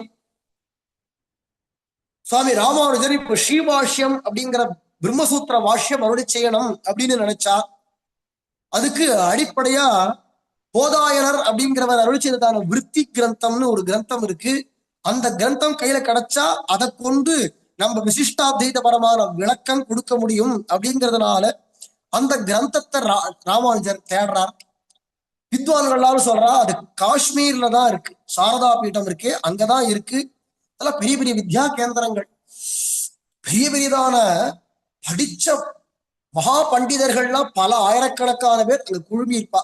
காஷ்மீர், நவத்வீபம், காசி, காஞ்சிபுரம், ஸ்ரீரங்கம் போன்ற இடங்கள்லாம் பெரிய பெரிய வித்வத் கேந்திரம். அதுல ரொம்ப பெருசு சாரதா பீடம். அங்க சாரதா பீடத்துல சாட்சாத் சரஸ்வதியே பிரத்யட்சமா இருந்த காலம் 1000 வருஷம் முன்னாடி வரைக்கும் சரஸ்வதி நில உலகத்துல இருந்தா. ராமானுஜர் காலத்துல ராமானுஜர் இங்க இருந்து யாத்திரையா எங்க இருக்கு, ஸ்ரீரங்கம் காஷ்மீர் எங்க இருக்கு, பாத யாத்திரையாகவே நடந்து போய் சாரதா பீடத்துல போனதும் சரஸ்வதி வாசல்ல வந்து வரவேற்றாளாம் பூர்ணகும்பம் கொடுத்து. ஏன்னா இவர் யாருன்னு தெரியும், சாட்சாத் ஹயக்ரீவருடையதான அவதாரம். நாவினுள் நின்று மலரும் ஞான கலைகளுக்கெல்லாம் ஆவியும் ஆக்கியும் தானேங்கிறாரே சுவாமி நம்மாழ்வார். அத மாதிரி அத்தனை ஞானங்களுக்கும் ஞான கலைகளுக்கு எல்லாத்துக்கும் ஆவியாகவும் அத்தனையும் கொடுக்கக்கூடியதான அத்தனை ஸ்வரூபியாகவும் இருக்கக்கூடியதான ஹயக்ரீவர். அவரை பூஜை பண்ணிதான் கலைவாணியாகவே ஆனா. அப்பேற்பட்டதான ஹயக்ரீவர் இப்ப ராமானுஜராக அவதாரம் பண்ணி வந்திருக்கார் அப்படிங்கிறது கலைவாணிக்கு தெரியும் இல்லையா. இது 2 இடத்துல சரஸ்வதி பிரகடனம் பண்றான். ஒண்ணு இப்ப இந்த பாஷ்யம் பண்ற வர்த்தியமும் போர்ச்சியவத்தையும் பாஷ்யம் பண்ணதுக்கு அப்புறமாவும் உடையவர் வரைச்சு வாசல்ல வந்து கௌரவிச்சு அவரை வரவேற்றாள் அப்படிங்கிறது ஒண்ணு. இது நேரடியான பிரகடனம், இவர் ஹயக்ரீவர் அப்படிங்கிறது. சுவாமி ராமானுஜர் பகவத் அவதாரம்ங்கிறத பிரகடனம் பண்றான். மற்றொன்று யஜ்ஞமூர்த்தியோட வாக்குவாதம் பண்ணும் பொழுது யஜ்ஞமூர்த்தி சரஸ்வதி உபாசகர், அதனாலதான் அவ்வளவு ஞானமும் அவருக்கு. அது கடைசியில 17வது நாள் ராத்திரி அவருடைய சொப்பனத்துல காட்சி கொடுத்து, சரஸ்வதி நீ உண்மையா என்ன உபாசனை பண்ணியிருக்க, நீ யார்ட்டெல்லாம் என்ன மோத விட்டியோ அத்தனை பேர்ட்டையும் நான் உனக்கு ஜெயத்தை வாங்கி கொடுத்தேன், ஆனா இப்போ நீ என்ன மோத விட்டு இருக்கிறது நான் வணங்கக்கூடியதான ஹயக்ரீவர்டக, இது மேல என்னால மோத முடியாது, எனக்கு அது நாசம், சொரூப நாசம். ஆகையினால நீ என்கிட்ட உண்மையா பக்தி பண்ணிருக்கனால நான் உனக்கு விஷயத்தை காட்டி கொடுக்குறேன். யஜ்ஞமூர்த்தி அவரை போய் ஆசிரியிச்சு, அவர் சாட்சாத் பகவத் அவதாரம், நீ அவருக்கு சிஷ்யனா போக வேண்டியவன், அவர்கிட்ட போய் ஆசிரியும், நாளைக்கு வாக்குவாதம்னு போகாத, போனையானா நான் கைவிட்டுடுவேன் அப்படின்னு சொல்லிவிட்டு மறைஞ்சு விட்டா. அந்த இடத்தையும் சரஸ்வதி பிரகடனம் பண்றா, பகவத் அவதாரம் சுவாமி ராமானுஜர் அப்படிங்கிறது. அப்பேற்பட்டதான காஷ்மீரத்துல சாரதா பீடத்துல போய் வாக்குவாதம் பண்ணி வித்வான்களோட அந்த விருத்தி கேந்திரத்தை வாங்கிட்டு வந்துட்டாரு ராமானுஜர். வர வழியில கிட்டத்தட்ட ஒரு மாச காலம் பிரயாணப்பட்டு வந்துட்டு இருக்கா. அங்க இருக்கிற அந்த வித்வான்களுக்கெல்லாம் என்ன நினைச்சாலோ தெரியல, ஏதோ தெற்கேந்து ஒரு சன்னியாசி ஒருத்தர் வந்தா விருத்தி கேந்திரத்தை தூக்கின்னு போயிட்டாரு, இருக்குது ஒரே ஒரு பிரதி, அதுவும் போயிடுத்தே அப்படின்னு நினைச்சு குதிரை மேல ஏறி அவசர அவசரமா வந்து ராத்திரியோட ராத்திரியா பின்தொடர்ந்துட்டே வந்து ஒரு மாச காலமா பிரயாணப்பட்டு வந்தாச்சு. அந்த சமயத்துல திடுதிப்புன்னு வந்தா, ராத்திரி வச்சிருக்கதா அந்த ஓலைய திருடிட்டு போயிட்டா. அந்த வித்வான்கள்லாம் எடுத்துட்டு போயிட்டா. மறுநாள் காத்தால ராமானுஜர் ரொம்ப சோகப்பட்டு, ஐயோ கிடைச்சது விட்டுட்டோமே, இப்படி இழந்து போயிடுத்தே அப்படின்னு ரொம்ப தவிக்கார, குடிக்கிட்டு போயிட்டாலேன்னு வருத்தப்பட்டு இருக்கச்சேவே. அப்ப கூறத்தாழ்வான் அங்கேருந்து வந்தா, சுவாமி உடையவரே ரொம்ப व्यसனப்பட வேண்டாம். எப்படி व्यसனப்படாம இருக்கிறது, விருத்தி கிரந்தம் போயிடுத்தே, இப்ப திருப்பியும் அதே விருத்தி கிரந்தம் உங்க கையில கிடைக்கும். எப்படி கிடைக்கும்னா, அடியன் இந்த ஒரு மாச காலமா எதுக்கும் இருக்கட்டும்னு அந்த கிரந்தத்தை ராத்திரி வேலைகள்ல அங்கங்க தங்குற இடங்கள்ல படிச்சு வச்சுட்டே அடியனுக்கு பூரா மனப்பாடம். ஒரு தரம் படிச்சாலோ கேட்டாலோ அடியனுக்கு மனப்பாடம் ஆயிடும், ஜென்மாவுக்கு மறக்காது. இதோ இப்ப எழுதி தரேன் அப்படின்னு சொல்லி திருப்பி அந்த கிரந்தத்தை உடையவர்கிட்ட திருப்பி சமர்ப்பிக்க, அப்ப உடையவர் சொன்னாரா, இப்படி ஒரு சிஷ்யன் இருந்தா எவன் தான் பாஷ்யம் எழுத முடியாது அப்படின்னு சொல்லி அந்த விருத்தி கிரந்தத்தை அடிப்படையாக கொண்டு சுவாமி ராமானுஜர் எழுத ஆரம்பிக்கிறார் வியாக்கியானத்தை, பாஷ்யம் ஸ்ரீபாஷ்யம் அருளி செய்கிறார்.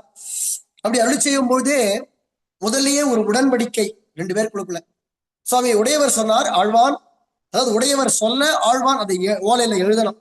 இவர் அப்படியே சொல்லிண்டே போவார் உடையவர், அதை அப்படியே கேட்டு கேட்டு எழுதிண்டே வரணும் சுவாமி கூறத்தாழ்வார். அப்படிதான் ரெண்டு பேரும் அருளி செய்யறாங்கச்சு. அப்ப சொல்றார், அடியன் சொல்லிட்டு வரதுல அப்படியே ராமானுஜர் சொன்னார் நான் எழுதினேன்னு எழுதக்கூடாது. என்ன பண்ணணும்னா, நான் சொல்ற விஷயங்கள் நம்ம பூர்வாச்சாரியர்களுக்கும் ஆழ்வார்களுக்கும் சாஸ்திரத்துக்கும் சம்மதமா அப்படிங்கிற ஒரு ஆராய்ச்சி பண்ணிட்டு தான் அதை எழுதணும் வார்த்தைகளை அப்படின்னு ஒரு ஆணையிட்டு இருக்கார் ராமானுஜர். அப்படியே கவனிச்ச அப்போ ராமானுஜர் சொல்ற விஷயத்துல இது சரியா தப்பான ஆராய்ச்சி பண்ணி சரிதானான்னு பார்த்து இவர் எழுதணுமா, எழுதுன்னு சொல்லணுமானா ராமானுஜர், அப்ப அவருக்கு எவ்வளவு ஞானம் இருக்கணும். இது மட்டும் இல்ல, ஏதாவது ஒரு விஷயம் சந்தேகமா இருக்கு அப்படின்னு இருந்ததானா ராமானுஜருக்கு சந்தேகமே கிடையாது.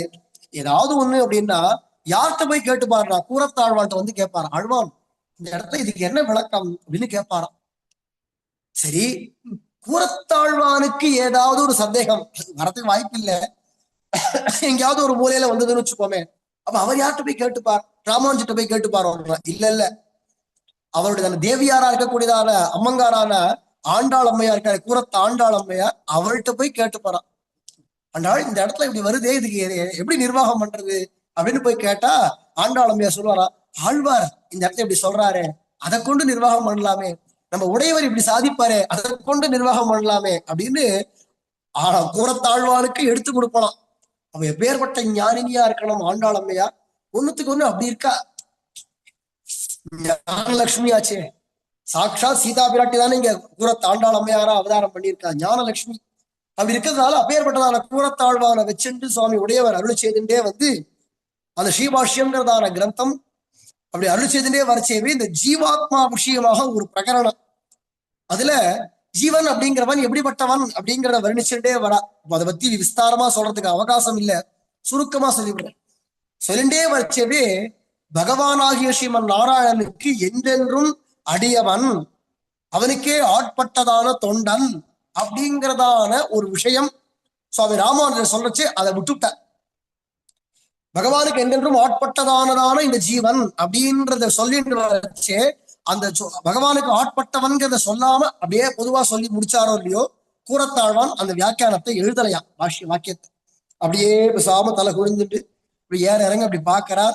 உடையவருடைய திருமுகத்தை அப்படி பார்த்தா திருப்பி தலை குறிஞ்சுன்னு பேசாம இருக்க. ஆழ்வான் எழுதும், வர வேகத்தை சொல்லிட்டே போறச்சு, அந்த வேகத்துக்கு எழுதிட்டே போன எழுதும் எழுதும் அப்படின்னு 4 முறை சொல்லி பார்த்தா இவர் தலை குனிஞ்சுன்னு மௌனமா இருக்கார். சுவாமி நீ சொன்னது தப்புன்னு சொன்னா அபசாரம், ஆச்சாரியன்ட்ட குத்தம் சொல்லக்கூடாது. பார்த்தா மௌனம் சாதிக்க ஆரம்பிச்சுட்டார், பேசாம தலை குனிஞ்சுன்னு இருந்தா. உடையவர் பார்த்தா, உமக்கே எல்லாம் தெரியும், இப்ப நீரே பாஷ்யம் எழுதும், நான் போறேன் அப்படின்னு விறு கோபிச்சுட்டு கிளம்பி தன்னுடைய அறைக்குழுக்குள்ள போயிட்டார் உடையவர். எல்லாரும் சூழ்ந்துண்டா, அழி இப்படி பண்ணிவிட்டீரே, அப்படி திட்டவும் முடியாது கூறத்தாழ்வான, ஏன் சுவாமி இப்படி பண்ணீர், ஆச்சாரியர் கோவிச்சுக்கிற மாதிரி பண்ணிவிட்டீரே அப்படின்னு சொல்லி கேட்க, அது எனக்கும் ஆச்சாரியருக்கும் தெரிஞ்ச விஷயம்.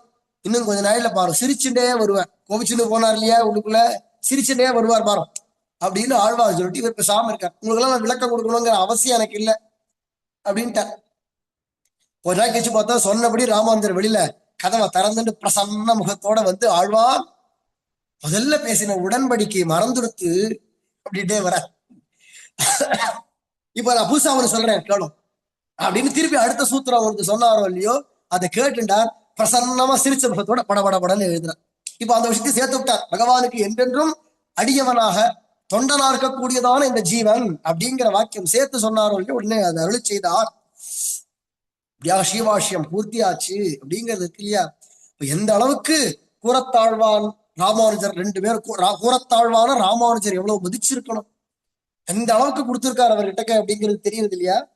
இப்ப ஏற்பட்டதான கூரத்தாழ்வான் அவருடைய ஆரம்பத்தையே சொன்னோம், பெரிய செல்வந்தர் அப்படின்னு சொன்னோம் இல்லையா. அப்பேற்பட்டதான பெரிய செல்வம் அப்பப்போ எப்பயாவது இப்படியே வருவார், இங்க கூரத்துக்கு வருவார், ஊருக்கு பார்த்துட்டு போயிட்டு வரேன் அப்படின்னு சொல்லிட்டு கிளம்பி வருவார். ஏன்னா இங்க பெரிய அன்னச்சத்திரம் வச்சிருக்கா காஞ்சிபுரத்துல, பெரிய அன்னச்சத்திரம். அதுல ராப்பகல் அன்னதானம் நடந்துட்டே இருக்கும். கூங்குருடு செவிடு எது வந்தாலும் சாப்பாடு போடுவா, பாகுபாடு கிடையாது. காத்தால 4 மணி 5 மணி பொழுதுக்கு ஆரம்பிச்சாலாம்னா ராத்திரி 2 மணி 1:30-2 மணி வரைக்கும் அன்னதானம் நடக்கும். அவ்வளவு பேர் சாப்பிட காஞ்சிபுரத்துக்கு வருவாங்க. காஞ்சிபுரம் ஒண்ணு குக்கிராமம் இல்லையே, பெரிய கேந்திரம், பல ஜனங்கள் உண்டு, எல்லா மதஸ்தர்களும் அங்க இருக்கா. சமண மதத்தர்கள், பௌத்த மதத்தவர்கள், சைவர்கள் எல்லாரும் இருக்காளே. பேர்பட்ட ஊர்ல எத்தனை வித்வான்கள் வருவா போவா, இல்ல எத்தனை வழிபோக்கர்கள் வருவா. யார் வந்தாலும் பசின்னு வரவருக்கெல்லாம் அன்னதானம். அது ஒரு தர்மம், அது நடக்கிறது, அகண்டமா நடந்து வருது. அத நிர்வாகத்துல கவனிக்கணும். எப்பயாவது அப்படி வருவார், அடிக்கடிதான் வருதுன்றது இல்லை, எப்பயாவது வருவார் கூரத்தாழ்வார். அத மாதிரி ஒரு சமயம் வந்திருக்கா காஞ்சிபுரத்துக்கு, வரதராஜரை சேவிக்கலாம் அப்படின்னு வந்த பொழுது அங்கேருந்து திருக்கட்சி நம்பிகள் எதிர்பட்டார். திருக்கட்சி நம்பிகளை பார்த்ததும் உடனே, நம்பிகளே அடியேன் அப்படின்னு விழுந்து சேவிச்சார். நம்பிகள் சொன்னார், கூரத்தாழ்வான் நேற்று ராத்திரி பெருந்தேவி தாயாரும் தேவப்பெருமாளும் உம்மை பத்தி தான் பேசிண்டா. அப்படியா, இந்த அடியவனை பத்தியா பேசிண்டா? இந்த அடியவனை பத்தி பேசுற அளவுக்கு அடியன்ட்டு என்ன இருக்கு? தாயாரும் பெருமாளும் குப்பனும் சுப்பனும் பேசிக்கிறது இல்ல, தாயாரும் பெருமாளும் பேசிக்கிறவானா அடியன்ட்டு அவ்வளவு என்ன பெருமை இருக்கு அப்படின்னா, இருக்கவே தானே பேசியிருக்கா, என்ன பேசிண்டா கேட்கிறார் ஆசையா. கூரத்தாழ்வார் கேட்டாரோ இல்லையோ, திருக்கச்சிறுமிகள் சொன்னா, இது ராத்திரி ஒரு 2 மணி பொழுது இருக்கிறச்சு அப்படின்னு விசிறின்னு இருந்த திருவாலவட்டம் செய்து சேவிப்போன் வாழியன்னு தானே அவருக்கு வாழ்த்துறாமே. திருவாலவட்டமாகி விசிறி வீசிண்டே இருந்த பெருமாளுக்கு 2 மணி சுமாருக்கு கலீன்னு ஒரு சப்தம் கேட்டது. என்ன சப்தம்னு தெரியல. திடீர்னு அர்த்தராத்திரியில கேட்டதும் தாயார் பயந்து போயிட்டா. வரதராஜ பெருமாளோட திருக்கரத்தை பற்றி கொண்டு, என்ன சப்தம் இப்படி கேட்கறதே அப்படின்னதும் வரதராஜர் சொன்னா, அடி அம்பலே, நம்ம கூரத்தாழ்வானுடைய அன்ன சத்திரத்தை இப்பதான் மூடுறா, ராத்திரி 2 மணிக்கு இப்பதான் மூடுறா அப்படின்ன உடனே, இப்படி அன்னதானம் பண்ணா எப்பேற்பட்ட தரவானா கோடீஸ்வரனா இருந்தாலும் கட்டுப்படி ஆகுமா, இப்படிலாம் பண்ண முடியுமா அப்படின்னு தாயார் கேட்டாளாம். பெருமாள் தலையாட்டின்டே நமுட்டு சிரிப்பு, அது ஒரு விதமான சிரிப்பு. அந்த சிரிப்பு கள்ளச்சிரிப்பு. அப்படி இருக்கக்கூடிய அந்த சிரிப்போட அப்படி தலையாட்டினே சிரிச்சுட்டு இருந்தார் பெருமாள். இதெல்லாம் கேட்டுட்டு இருந்தார் இல்லையா திருக்கச்சிறுமிகள். இப்ப அதை சொல்ற, இப்படி பெருமாளும் தாயாரும் பேசிண்டா அப்படின்னதும், அப்படியா பேசிண்டா அடியரை பத்தி, அப்படி பேசிண்டாளா தாயார், இப்படி மெச்சு பேசினாளா, செல்வத்துக்கெல்லாம் அதிபதியாச்சே அந்த தாயாரா அப்படி பேசினா அப்படின்னு பூரிச்சு சந்தோஷப்படணும் இல்லையா கூரத்தாழ்வார். மாறா பொல பொல பொல பொலன்னு கண்ணீர் விட்டார். அடியனை பத்தி வெறும் வள்ளல்னு தான் பேசிண்டாளா, அன்னதான பிரபுன்னு தான் பேசிண்டாளா, அடியனை உண்மையா எப்படி பேசியிருக்கணும்னா சுவாமி ராமானுஜருடையதான பாத தூளி கூரத்தாழ்வான் அப்படின்னு என்னை பத்தி பேசலையா, அப்ப நான் இன்னும் பூர்ணமா ராமானுஜரை ஆசிரியக்கலன்னு அர்த்தம். உடனே பார்த்தார், அடியன் வரேன் அப்படின்னார். வரதராஜனையும் சேவிக்கல. நேர திருமாளிகைக்கு வந்தா தன்னுடைய தேவியாரான ஆண்டாள் அம்மையாரை பார்த்து, ஆண்டாள் பா போலாம், நான் ஸ்ரீரங்கம் கிளம்ப போறேன், இத்தனை சொத்து என்னென்ன இருக்கோ எல்லாத்தையும் அப்படியே உதறிட்டு, இது இனிமே நமக்கு சொந்தம் இல்லை, எல்லாம் வரதராஜனுக்கு சொந்தம் அப்படின்னு விட்டுட்டு நேரம் நான் கிளம்ப போறேன், எனக்கு அதுக்கு சம்மந்தம் இல்லை அப்படின்னு ஸ்ரீரங்கமே கதின்னு போயிட போறேன், ஜென்மாவுக்கும் இந்த பக்கம் வரதா இல்லைங்கிற முடிவோட கிளம்புறேன். உன் அபிப்பிராயம் என்ன, சொத்துக்கள்லாம் வேணும்னு நினைக்கிறியா, அப்படி வேணும்னா நீங்க இருந்து கொண்டு செல்வ சீமாட்டியாக ராணியை போல இருந்துட்டு ஆடிட்டு இல்ல என் கூட வரணும்னு தோணிதானா வா, உன் விருப்பம் என்ன அப்படின்னு கேட்டா ஆழ்வான் எப்படி இருப்பாருன்னா ஒருபடி மேலையா ஆண்டாளம் என்ன பண்ணார்ல, இத மாதிரி நீங்க எப்ப கேட்க போறேன்னு தான் காத்துன்னு இருந்தேன், தோ வந்துட்டேன் அப்படின்னு தலைப்ப சொருகி எட்டு சொருகிண்டா, தலைப்ப உதறி ஜல்லுன்னு நீங்க பின்னாடி வாங்க நான் முன்னாடி கிளம்புறேன் அப்படின்னு கிளம்பிட்டாலும். முன்னாடி கிளம்பினாரோ இல்லையோ இப்படிதான் இருக்கணும் தம்பதிகள்னு சகிருதயமா. கூறத்தாழ்வானும் ஆண்டாள் அம்மையாருமாக வர வழியில ஒரு காட்டு பகுதியான பாதை இன்னைக்கும் இருக்காது இந்த பாதை. அப்படி வர வழியில ஒரு இடத்த சொன்னா அந்த ஆண்டாள் அம்மையார், கொஞ்சம் பயமா இருக்கே, இந்த பாதை சரியான பாதை தானா, பயமா இருக்கேன்னாலாம். உடனே ஆழ்வான் சொன்னார், மடியில கிளம்பு இருந்தா வழியில பயம், கையில என்ன வச்சுட்டு இருக்க அப்படின்னு கேட்டார். உடனே ஆண்டாள் அம்மையார் சொன்னா, இல்ல இல்ல ஒரு தங்க பாத்திரம் ஒண்ணு கொண்டு வந்தேன், தீர்த்தம் சாப்பிடறதுக்கு உபயோகமாகுமே அப்படிங்கிறதால மரக்கா அப்படின்னு சொல்லுவாளே, அந்த மாதிரி பெரிய மரக்கா அப்படி அது சுமங்கலிகள் கையில வச்சுக்கணும் அப்படிங்கிறத அக்கறதால கொண்டு வந்தேன். தீர்த்தம் சாப்பிட்றதுக்காக ஒரு தங்க பாத்திரம் கொண்டு வந்தேன்னு கொண்டு வரல, சுமங்கலி விடக்கூடாதேங்கிறதுக்காகன்னு கொண்டு வந்தேன், எங்க மாமியார் எனக்கு கொடுத்தது அப்படின்னு கொண்டு வந்தேன்னு. உடனே நம்ம எல்லாருமே நித்திய சுமங்கலி தான், இந்த மரக்கால் வச்சிருந்தாதான் நீ சுமங்கலிங்கிறது இல்ல, கொண்டா நீ தங்க மரக்கா அப்படியே கொண்டாந்து வாங்கி தூர எரிச்சு விட்டு அதோ போய் விழுந்தது பார், உன் பயமும் அதோட போச்சு, நிம்மதியா வா அப்படின்னு சொல்லி கிளம்பினா. ஸ்ரீரங்கமே கதின்னு உடையவருடைய திருமாளிகை ஸ்ரீமட்டத்துல வந்து அவருடைய திருவடிகள்ல சேவிச்சு நிழலும் வடிதாரும் ஆனோம்னு வந்தாரோ இல்லையோ, உடையவர் இன்னும் பெருந்தேவி தாயாருடையதான விளையாட்டோ அவளுடையதான பிரேரணையோ அப்படின்னு கேட்கிறான். சொல்லிதான் தெரியணும்ங்கிறது இல்லையா, உட்கார இடத்த எல்லாம் தெரியும், எல்லாம் தெரிந்தவன் அப்படிங்கிறாரு அமுதனார். அந்த மாதிரி எல்லாம் தெரிஞ்சவரா இருக்கிறதுனால சுவாமி உடையவர் உட்கார இடத்த சொல்றார், பெருந்தேவி தாயாருடையதான பிரேரணையோ அப்படின்னதும் அடியேன் சுவாமி ஆமா ஸ்ரீரங்கத்தையே இருக்கலாம், இங்கேயே எழுந்தருள் இருக்கலாம் அப்படின்னதும் தனக்குன்னு ஒரு திருமாளிகையை அமைச்சுண்டு நித்தியம் உஞ்சவருத்தியில என்ன கிடைக்கிறதோ அந்த தானியங்களை கொண்டு நித்திய ஆகாரங்கள் குடும்ப போஷணம் பண்ணிண்டு உடையவர்கிட்ட வந்து கைங்கரியங்களை பண்ணி கொண்டும் சாயங்காலம் வெள்ள போனா பெரிய பெருமாளை போய் சேவிப்பார். கார்த்திகை வந்து சின்ன திருவாய்மொழி சேவிக்கிறதும் அதை அனுசந்தானம் பண்ணிட்டே அப்படியே குரு பரம்பரையை அனுசந்தானம் பண்ணிட்டே சில கண் வளர்றதுமாக இப்படியே தினச்சரியை போயிட்டே இருக்கு. ஒரு நாள் கடும் மழை ஸ்ரீரங்கத்துல, உஞ்சவர்த்திக்கு போக முடியல, உச்சி பொழுதாயிடுத்து, இனிமே போகக்கூடாது, உச்சி பொழுதாயிடுத்து அப்புறம் உஞ்சவர்த்திக்கு போகக்கூடாது, அவன் கிரகங்கள்ல சாப்பிடுவா. அதனால கூறத்தாழ்வான் உஞ்சவர்த்திக்கும் போகல, கையிலையும் எதுவும் சாமான் இல்லை, போனாதானே வரத்துக்கு. அப்படி இருக்கிறதுனால பெருமாளுக்கு என்ன இருக்கோ பத்திரம் புஷ்பம் பலம் தோயம் யோமே பக்தியா பிரயச்சித்தின்னு தானே சொல்றான்.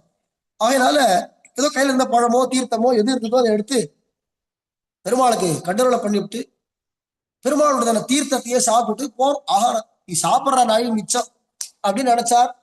தீர்த்தாகாரம் பண்ணிவிட்டு அவர் மாட்டுக்கு மேற்கொண்டு கைங்கரியங்களை கவனிச்சுட்டு இருந்தார்.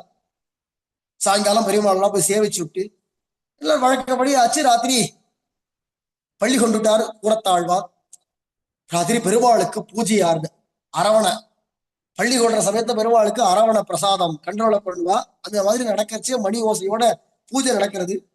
அப்போ இந்த ஆண்டாள் அம்மையாருக்கு தோணித்தான், குழந்தை இங்க நாள் பூரா பட்டினியா படுத்துட்டு இருக்கு வாசல்ல, உள்ள அப்பா அம்மா எல்லாம் உட்காந்து சாப்பிட முடியுமா, இந்த கூறத்தாழ்வானுக்கு அப்பா அம்மா நீர் அல்லவோ அப்படின்னு நினைச்சு இப்படி உழுவுல எப்படி நீர் பிரசாதம் எடுத்துக்கிறீரோ அப்படின்னு நினைச்சுட்டா. வேணும்னு நினைக்கல, இப்படி நினைக்கிறவளும் இல்லை, இன்னைக்கு என்னமோ திடீர்னு இப்படி ஒரு எண்ணம் வந்தது. அதே சமயத்துல அங்க பிரதானமா நிர்வாகஸ்தரா இருக்கக்கூடியதான உத்தம நம்பி அப்படிங்கிறவருடைய சொப்பனத்துல பெருமாள் காட்சி கொடுத்து கூறத்தாழ்வான் திருவாளிக்கு அரவண பிரசாதத்துல 2 பட்ட பிரசாதம் கொண்டு போய் சேரும், 2 கூட பிரசாதம் கொண்டு போய் சேரும், எல்லா விதமான உபச்சாரம் மரியாதைகளோடு கொண்டு போகும் அப்படின்னு சொன்னாரோ இல்லையோ, உத்தம நம்பி அவசரமா வாரி சுருட்டின்னு எழுந்து எனது பெருமாள் இப்படி சொல்லியிருக்காரே, இதுவரை சொப்பனத்தாவும் சொல்ல மாட்டார் பெருமாள், வழக்கமும் கிடையாது, திடீர்னு இப்படி சொன்னார்ன உடனே பெருமாள் நியமனம் அப்படிங்கிறத புரிஞ்சுட்டு நேர ஓட்டம் நடைமா ஓடி வந்து தக்க மரியாதைகளோட அந்த பிரசாதங்கள் எல்லாத்தையும் ஏழை பண்ணிட்டு வரா. நேர கூறத்தாழ்வான திருமாளிகளை கொண்டு வந்த உடனே கூறத்தாழ்வான் சத்தம் எல்லாம் கேட்கிறதேன்னு வாசல்ல வந்து பார்த்தா மேளதாளங்களோட பெரிய வரவேறு கோஷ்டி மரியாதையோட வருது. உடனே வரவேற்று அத்தனையும் என்னன்னா பெருமாள் சேர்க்க சொல்லி நியமனம் அப்படின்னு கொண்டு வந்து கொடுத்தாரோ இல்லையோ, சிரசா வகிச்சு வாங்கிண்டா, அர்ச்சகாலாம் கொடுத்துட்டு கிளம்பிட்டா, பிரசாதத்தை வாங்கிட்டார். இந்த மாதிரி நடக்கிறது வழக்கம் இல்லையே, எதுக்கு நடக்கிறது, இதுக்கு நம்ம எதுவுமே நினைக்கல, பிரசாதம் இல்லையே, நமக்கு வருத்தம் இல்லை, எதுவும் நினைக்கல. ஆண்டாள் நீ ஏதாவது நினைச்சியா விரு கேட்டார். ஆமா இந்த மாதிரி எண்ணம் வந்து ஆத்துக்கார்ட்ட பொய் சொல்லி பழக்கம் இல்லை, வந்தது சொன்னா இந்த மாதிரி வந்தது இல்லை, இன்னைக்கு ரொம்ப இப்படி தோணித்து அப்படின்னதும் பகவான் நியமனத்தினால ஏதோ நடந்திருக்கு அப்படின்னு நினைச்சுட்டார். உடனே சரி இந்த பிரசாதம் எனக்கு வேண்டாம், நீரே எடுத்துக்கும், நீரே அத்தனையும் சாப்பிட்டுருவோம். எப்போ குழந்தைக்கு சாப்பாடு இல்லாம அப்பா அம்மா உள்ள சாப்பிடுவாளா அப்படின்னு நினைச்சியோ, பகவானுக்கு இல்லாத அக்கறை உனக்கு என்ன? தாலி கட்டினால உனக்கு எனக்கு சம்பந்தம், பகவானுக்கு எனக்கு அனாதி காலமான சம்பந்தம். அப்படி இருக்கும் பொழுது பகவானுக்கு என்கிட்ட இல்லாத அக்கறை உனக்கு என்னத்துக்கு? அவனா என்ன கொடுக்குறான்னு பாப்போமே. யோகக்ஷேம் மகாமியம்னு சொல்லியிருக்கா, கொடுக்காமலா போயிட போறான், அக்னியா போட்டு வச்சிட போறான். அப்படி இருக்கும் பொழுது அவன் என்ன கிருப பண்றானோ அவனை சுதந்திரமா கிருப பண்ண விடாம நீ இதை செய்யு கேட்கறதே சொரூப லட்சணம் இல்லை. அப்படி இருக்கிறதுனால எப்ப நீ கேட்டீரோ நீரே சாப்பிடும், எனக்கு இது வேண்டாம் அப்படின்னு கோபிச்சுண்டவரை போல சொல்லிட்டு திண்ணையில போய் பள்ளி விட்டுட்டா குரத்தாழ்வான். இப்படி இவர் பேசுறவரும் இல்லை, ஆண்டாளம்மையாருக்கு இப்படி எண்ணமும் வராது, ஆழ்வானும் இப்படி கோபிச்சுக்கவும் மாட்டா, பரமசாந்தர், விரோதிக்கு கூட நல்லதுதான் நடக்கணும்னு நினைக்கிறவர்.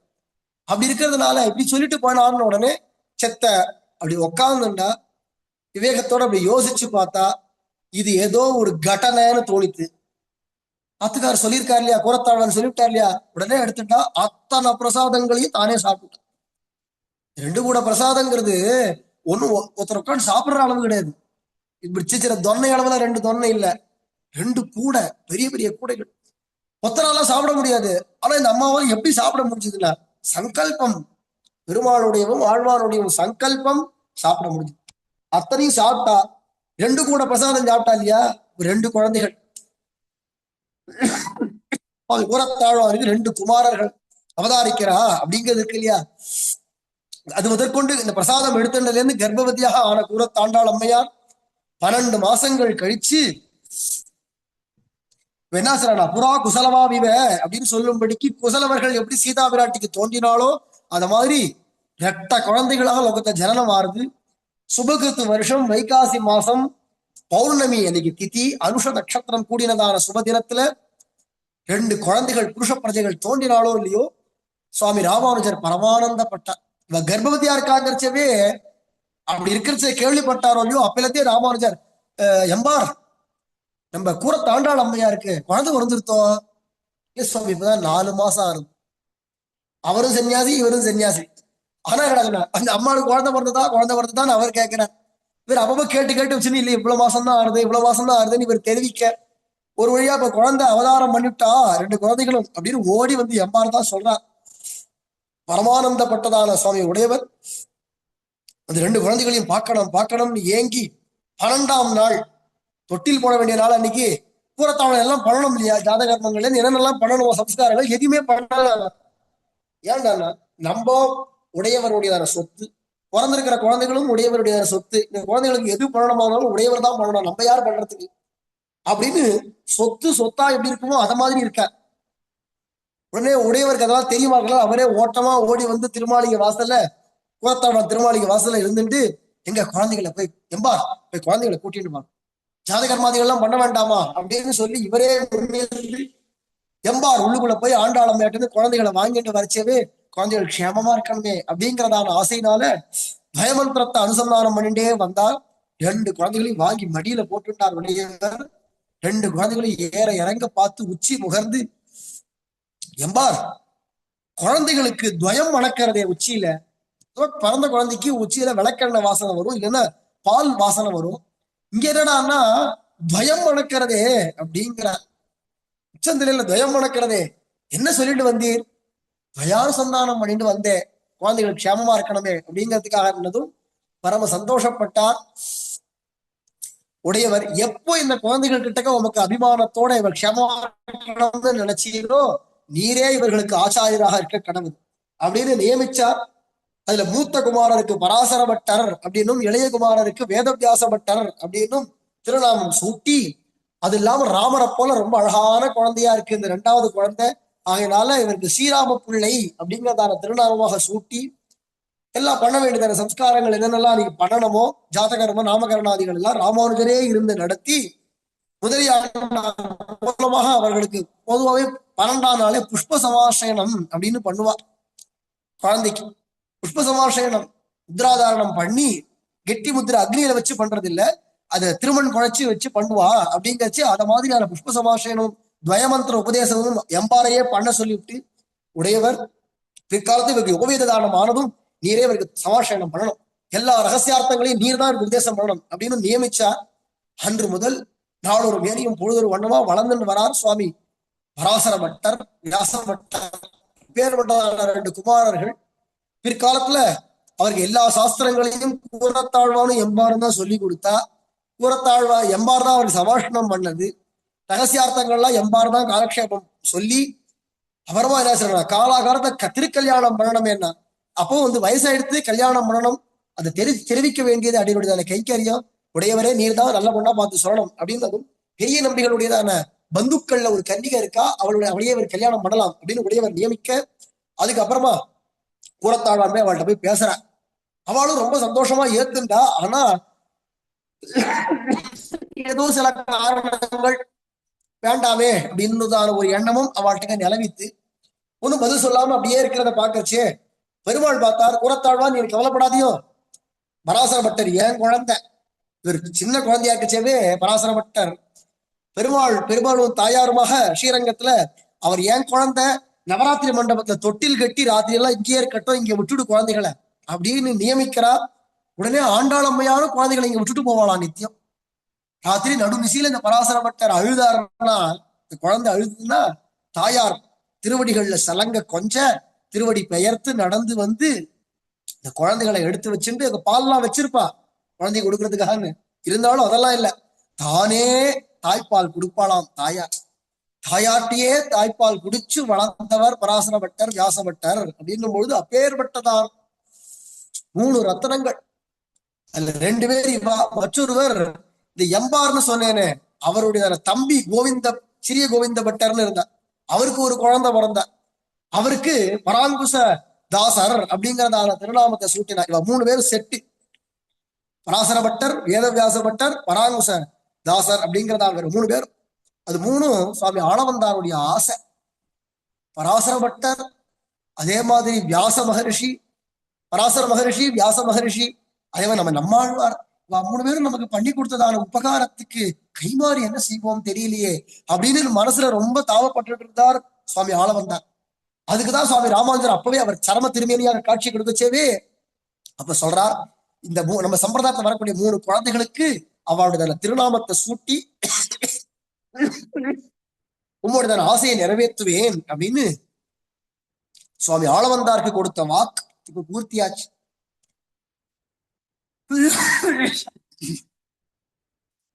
அப்படி இருக்கிறதுனால இப்ப பெருமாள் தனக்கு புத்திரன் அப்படின்னு அபிமானிக்கிறார் பராசர பட்டர். இந்த சமயத்தை இப்ப அவ பொண்ணை கொடுக்கறதுக்கு யோசிக்கிறான்னு உடனே பெருமாளே நேர போய் என் புள்ள பராசர பட்டர் பொண்ணு கொடுக்க போறியா இல்லையா அப்படின்னு போய் நிக்கிறார் அவ அப்பா கிட்ட. அரண்டு போனார். சொப்பனத்துல பெருமாள் இப்படி கேட்டதும் அரண்டு போய் அடியேன் கொடுக்கிறேன் அப்படின்னு தாயார் சன்னதியிலேயே வச்சு திருக்கல்யாணம். யாருக்குமே அப்படி நடக்காது. சுவாமி பராசர பட்டருக்கு தான் தாயார் சன்னதியிலேயே திருக்கல்யாணம் ஆச்சு அப்படிங்கிறதான தனி அலாதியான வைபவம். பட்டர் பராசர பட்டர் அவருடைய தகப்பனாதானே கூறத்தாழ்வான். அப்பேற்பட்டதான கூறத்தாழ்வானுடையதான திவ்யமான சரித்திரம் அலாதியானது. சுவாமி ராமானுஜர் ஸ்ரீரங்கத்துல எழுந்தருளி இருக்கும் பொழுதே சோழ மன்னர்கள்ல கிருமிகண்டன் அப்படிங்கிறதான ஒரு சோழராஜன், அவருதான் 2ஆம் குலோத்துங்க சோழன் அப்படின்னும் ஹிஸ்டரியில பேர். இந்த 2ஆம் குலோத்துங்க சோழன் சைவனா இருந்தான். அதுலயும் சிவ வெறியன், வெறி பிடிச்ச தரமாக சிவன்தான் முழுமுதற் கடவுள் அப்படின்னு எல்லா வைஷ்ணவாலையும் சொல்லுவான், ஏத்துக்க சொல்லுவான். ஏத்துண்டா போறாது, இனிமே நீ சைவனாக இருக்கணும், சிவ பூஜை தான் பண்ணணும், விஷ்ணுவை தூக்கி எங்கேயாவது தண்ணீர்ல போட்டு விஷ்ணு பூஜையே பண்ணக்கூடாது, ஊருலகம் எல்லாம் சைவாளாதான் இருக்கணும் அப்படிங்கிற ஒரு ஆக்ரகம், வெறித்தனம் அது அதிகமானியா போய் சிதம்பரத்தக கொடுத்த கோவிந்தராஜ பெருமாள் மூலவரியை கண்ணன் தோட்டமா உடைச்சு போட்டான். இருக்கிறதான வைஷ்ணவாள் எல்லாரையும் கண்ணன் நோன்றதும் தலையை சீவிரதுமாக வெறித்தனம் பண்ணிட்டு இருந்தான். அப்போ நாலூரான் அப்படிங்கிற கூறத்தாழ்வாரோட சிஷ்யர் அவர் இந்த கிருமிகண்டன் வேலை பார்த்துட்டு இருந்தார் மந்திரியாக.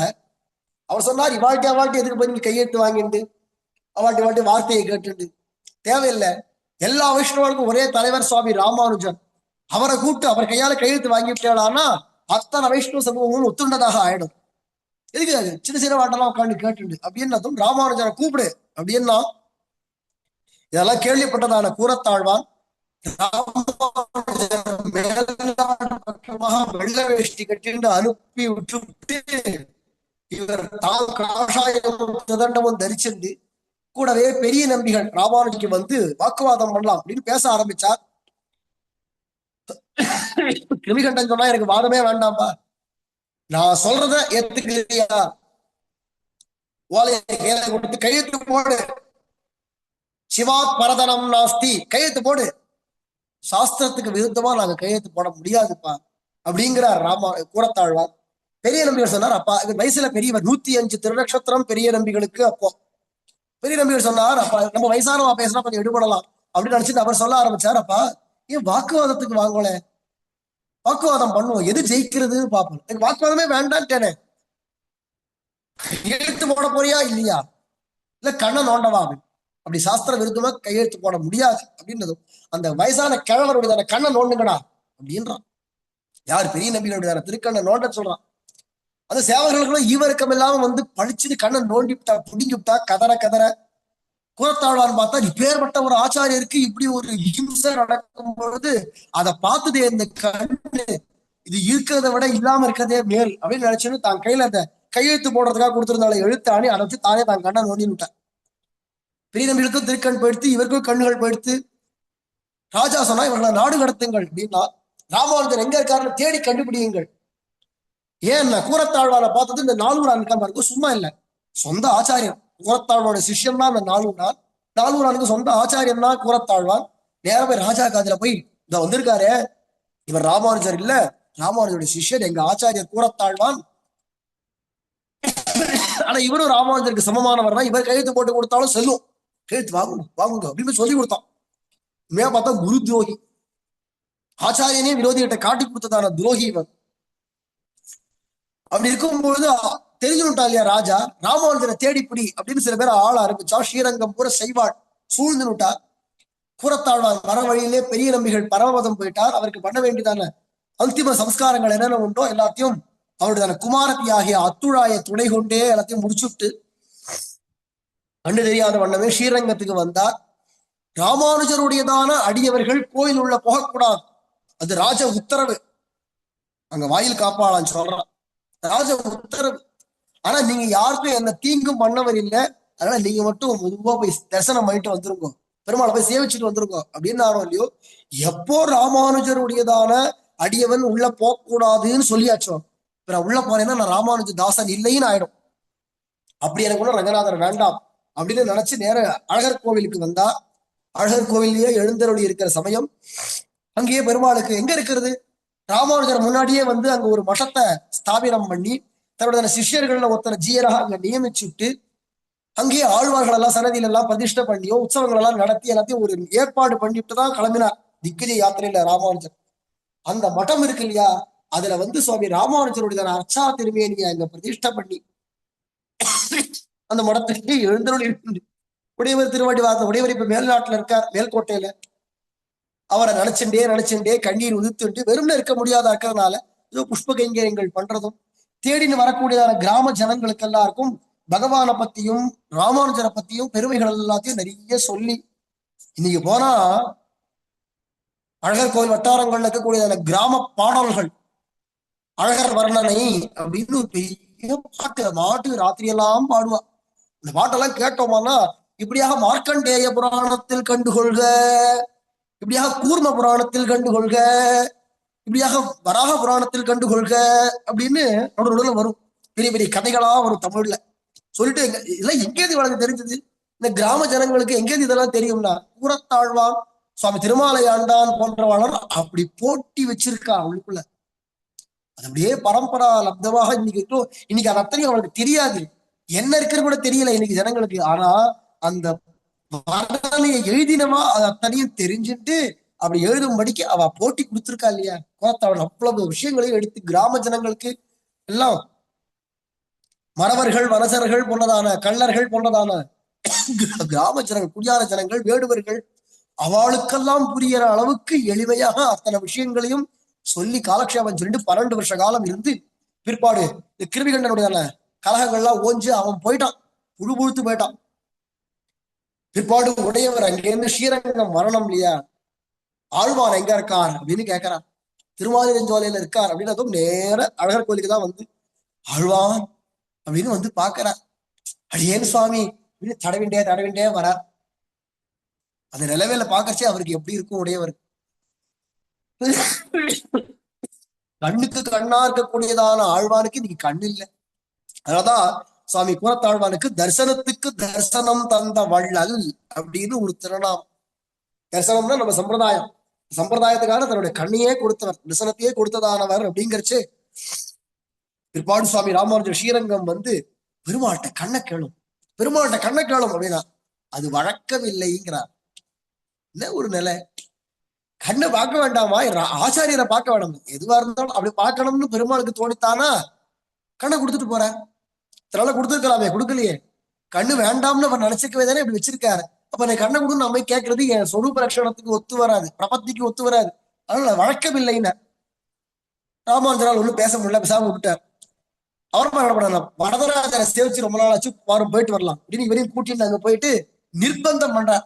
எந்த மறுப்பும் இல்லாம கேளும், கண்ணை கேளும் கொடுப்பார் வரதார், கேளும்னு நியமிக்க ராமானுஜர் கேட்கிறார், கண்ணை கொடுக்கும் அப்படின்னாரோ இல்லையோ, பட்ட மரம் துடுக்கிற மாதிரிக்கு பலன்னு கண்ணு மலர்ந்து அந்த வரதராஜ பெருமாள் அந்த ஸ்தோத்திரத்தை வரதராஜ ஸ்தோத்திரத்திலேயே சொல்றார், இந்த வரதராஜனை பாக்குறேன் அப்படின்னு கடைசியில முடிக்கிறச்சே சொல்றார்.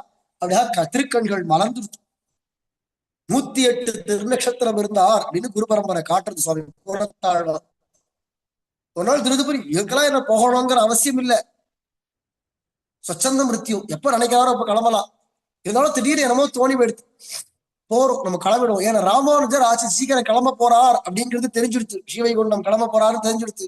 ஆகையினால பார்த்தார், நேர போய் பெரிய பெருமாள்கிட்ட அடியனுக்கு வைகுண்டம் கொடுக்கணும் அப்படின்னு போய் கேட்டார். பெருமாள் பார்த்தார், இன்னையில இருந்து 4வது நாள் உமக்கும் நம்ம சம்பந்தப்பட்டவாளுக்கும் மேல் வீடு தந்தோம் அப்படின்னு தீர்த்தம் சடாரி மாலை எல்லா பிரசாதங்களையும் கொடுத்தாரோ இல்லையோ, அகோபாகியம்னார். நேர வந்து வேற ஒரு திருமாளிகையில வாசல்ல பிரசாதம் படுத்துட்டார், நோவு சாத்தியன்றவரை போல படுத்துட்டார். ராமானுஜர் இதை கேள்விப்பட்டார் இல்லையோ, அவசரமா ஓடி வரார். கூரத்தாழ்வான் எங்கன்னு கேட்டுட்டே வந்து பார்த்தா இங்க அப்படி பள்ளி கொண்டிருக்கக்கூடிய கூரத்தாழ்வான் அவசரமா வாரி சுட்டின்னு எழுந்து, அடியேன் இந்த அடியவரை பார்க்கறதுக்கு இவ்வளவு தூரம் தேடிட்டு வரணுமா, இப்படி பண்ணீர், ஏன் இப்படி போய் கேட்டீர், என்னமோ தோண்டிடுத்து கேட்டுட்டேன், நாங்க எல்லாரும் இங்க இருக்கோமே, எனக்கு அந்த நினைவு வரலையே, வைகுண்டம் போனோம்னு தோணித்து போய் கேட்டுவிட்டேன், எனக்கு இது தோணல. இருந்தாலும் நான் உடனே சொல்றேன், நான் போய் பெருமாள்கிட்ட போய் சொல்லி மாத்தி வாங்கிட்டு வரேன், இப்ப கிடையாது உமக்குன்னு சொன்ன வார்த்தையை மாத்தி வாங்கிட்டு வரேன் அப்படின்னு கிரு கிளம்பினார் உடையவர். ஆழ்வார் ஒண்ணும் சொல்லல, பேசாம இருக்கார். கூறத உடையவர் அப்படி 4 தப்படி போனவர் ஒரு க்ஷணம் அப்படியே நின்றார், திருப்பி வந்தார். இப்ப நான் போய் கேட்டா பெருமாள் மாத்தி கொடுத்துவார், வைகுண்டம் இப்ப நான் கொடுத்தத வார்த்தையை மாத்திக்கிறேன்னு மாத்திடுவார். அப்புறமா என்ன சொன்ன, ஒன்றே உரைப்பான் ஒரு சொல்லே சொல்லுவான் அப்படிங்கிறதோ, ராமோ திருநாபிபாஷத்தே அப்படிங்கிறதான வார்த்தைகள்லாம் அடிபட்டு போயிடுமே. பெருமாளுக்கு நாவும் 2 உளவோன்னு கேட்டாலே ஆண்டாள், அத மாதிரி ஆயிடுமே. அதனால நம்ம அந்த மாதிரி நம்ம நிர்பந்திக்க கூடாது பெருமாளை அப்படின்னு நினைச்ச ராமானுஜர் வேற வழி இல்லாம அழுதுட்டே பெருமாள் என்ன வார்த்தை சொன்னார் உமக்கு அப்படின்னு கேட்கிறா. உடனே கூரத்தாழ்வான் சொன்னார், உமக்கும் உம்ம சம்பந்தப்பட்டவாளுக்கும் மேல் வீடு தந்தோம் அப்படின்னு பெருமாள் சொன்னார்னு உடனே பாருங்க, ராமானுஜர் ஆச்சாரியர், கூரத்தாழ்வான் சிஷ்யர் தானே, சிஷ்யருக்கு பெருமாள் சொல்லியிருக்காரு உமக்கும் உங்க சம்பந்தப்பட்டவாளுக்கும் வைகுண்டம் கொடுக்கிறேன் அப்படின்னு சொன்னாரோ இல்லையோ, ராமானுஜர் தான் தோல்ல போட்டுட்டதான துண்டை எடுத்து உதறான். துண்டை எடுத்து உதறி எனக்கும் வைகுண்டம் உண்டு, எனக்கும் வைகுண்டம் உண்டு, எனக்கும் வைகுண்டம் உண்டுன்னாராம். எல்லா சிஷ்யாலும் கேட்டா என்ன இது வார்த்தை, உம்மாலதான் அவருக்கு வைகுண்டான்னுச்சே, அவருக்கு சம்பந்தப்பட்ட வாழ்க்கைலாம் வைகுண்டம் கொடுத்தான்னு பெருமாள் சொன்னா நீர் வைகுண்டம் உண்டுக்கு என்ன, உமக்கு ஏதோ ஒரு விதத்துல ஆச்சாரியன் சிஷ்யன்ற விதத்துல நான் சம்பந்தப்பட்டுட்டேன் இல்லையா, அவ ஏதோ ஒரு விதத்துல ஒரு உறவு ஒரு தொடர்பு ஏற்பட்டதுனால எனக்கும் வைகுண்டம், உம்மாலதான் எனக்கும் வைகுண்டம்ங்கிறார் உடையவர், உம்மாலதான் எனக்கும் வைகுண்டம். கடைசியில கிளம்புற சமயம் உடையவர் கிளம்புறார், சரி நான் மடத்துக்கு கிளம்புறேன். கிளம்புற சமயத்துல என்ன பண்ணார், காதோட காதா கூரத்தாழ்வான் காதுல போய் பயமந்திரத்தை திருப்பி ஒரு தடவை உபதேசம் பண்ணி விட்டு கிளம்புறான். உடனே பக்கத்துல இருந்தார் எல்லாரும் கேட்டா, சுவாமி இது என்னது, இது இப்படி நீரே வழி காமிச்சுட்டீரானா அப்புறமா ஒரு ஜீவனும் வைகுண்டம் போகணுமானா உயிர் போறதுக்கு முன்னாடியே ஆச்சாரியன் வந்து துவயமந்திர உபதேசம் பண்ணாதான் வைகுண்டம் போக முடியும்ன்ற மாதிரி ஆயிடுமே. இந்த வழி நீரே காமிச்சுட்டீர்னா அப்புறமா எப்படி இதுன்னா உடனே அப்ப உடையவர் சொன்னார் சுவாமி ராமானுஜர், இது எல்லாருக்கும் இல்ல, இவருக்கு பிரத்யேகமா. ஏன் அப்படின்னா இவருக்கு சாப்பாடு உண்ணும் சோறு பருகும் நீர் தின்னும் வீட்டிலையும் எல்லாம் கண்ணன்னார் ஆழ்வார். அது மாதிரி இவருக்கு எல்லாமே துவயமந்திரம் தான்.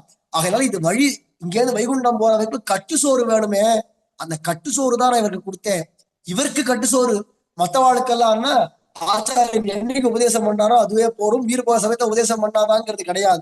இவருக்கு பிரத்யேகமா அது கட்டு சோறாக நான் கொடுத்தேன் அப்படின்னு அந்த சமாதானம் சொல்லிவிட்டு உடையவர் கிளம்ப கூரத்தாழ்வான் ஸ்ரீவைகுண்டத்துக்கு முன்னாடி கிளம்பி விட்டார். அதுக்கப்புறமாவே ராமானுஜருக்கு போரும்னு தோணிவிட்டு, எப்போ கூரத்தாழ்வான் கிளம்பி விட்டாரோ பரமதத்துக்கு, அப்புறமா நம்ம இங்க இருந்து என்ன பிரயோஜனம், நம்மளும் கிளம்புவோம் அப்படின்னு தோணி சில காலங்களிலேயே சுவாமி ராமானுஜரும் திருநாட்டுக்கு கிளம்பினார். அப்படிங்கிறதான குரு பரம்பரை சரித்திரம் இன்னும் ஏராளமான சரித்திரங்கள் இருக்கு. ஆனா அவகாசத்துக்கு ஏற்ப சில விஷயங்கள் கூரத்தாழ்வான் சுவாமியுடையதான விஷயங்கள் இப்போ அவருடைய திருநக்ஷத்திரம் ஆச்சு இன்னும் கொஞ்ச நாள்ல வரப்போறது. இந்த தை மாசத்திலேயே இருக்கிறதுனால அவருடைய ஹஸ்த நட்சத்திரம் வரப்போற சமயத்துல அவருடைய வைபவத்தை சொல்ற பாக்கியம் அஸ்மத் ஆச்சாரியன் திருமாலிருஞ்சோலை கோமடம் ஸ்ரீமானுவே ஸ்ரீ கோமடம் ஸ்ரீ முகுந்தாச்சார சுவாமியுடையதான கிருபையினாலையும் மேலும் இப்போ தொட்டாச்சார சுவாமியுடையதான ஒரு நியமனத்தினாலையும் இதை சொல்லி கேட்கக்கூடியதான ஒரு பரம பாக்கியம் நமக்கு கிடைச்சிருக்கு. ஆழ்வார் எம்பெருமானார் ஜீயர் திருவடிகளே சரணம், சுவாமி கூரத்தாழ்வான் திருவடிகளே சரணம், சுவாமி ஜீயர் நாயனார் திருவடிகளே சரணம், ஸ்ரீமதே முகுந்தாச்சாரியாய நமஹ.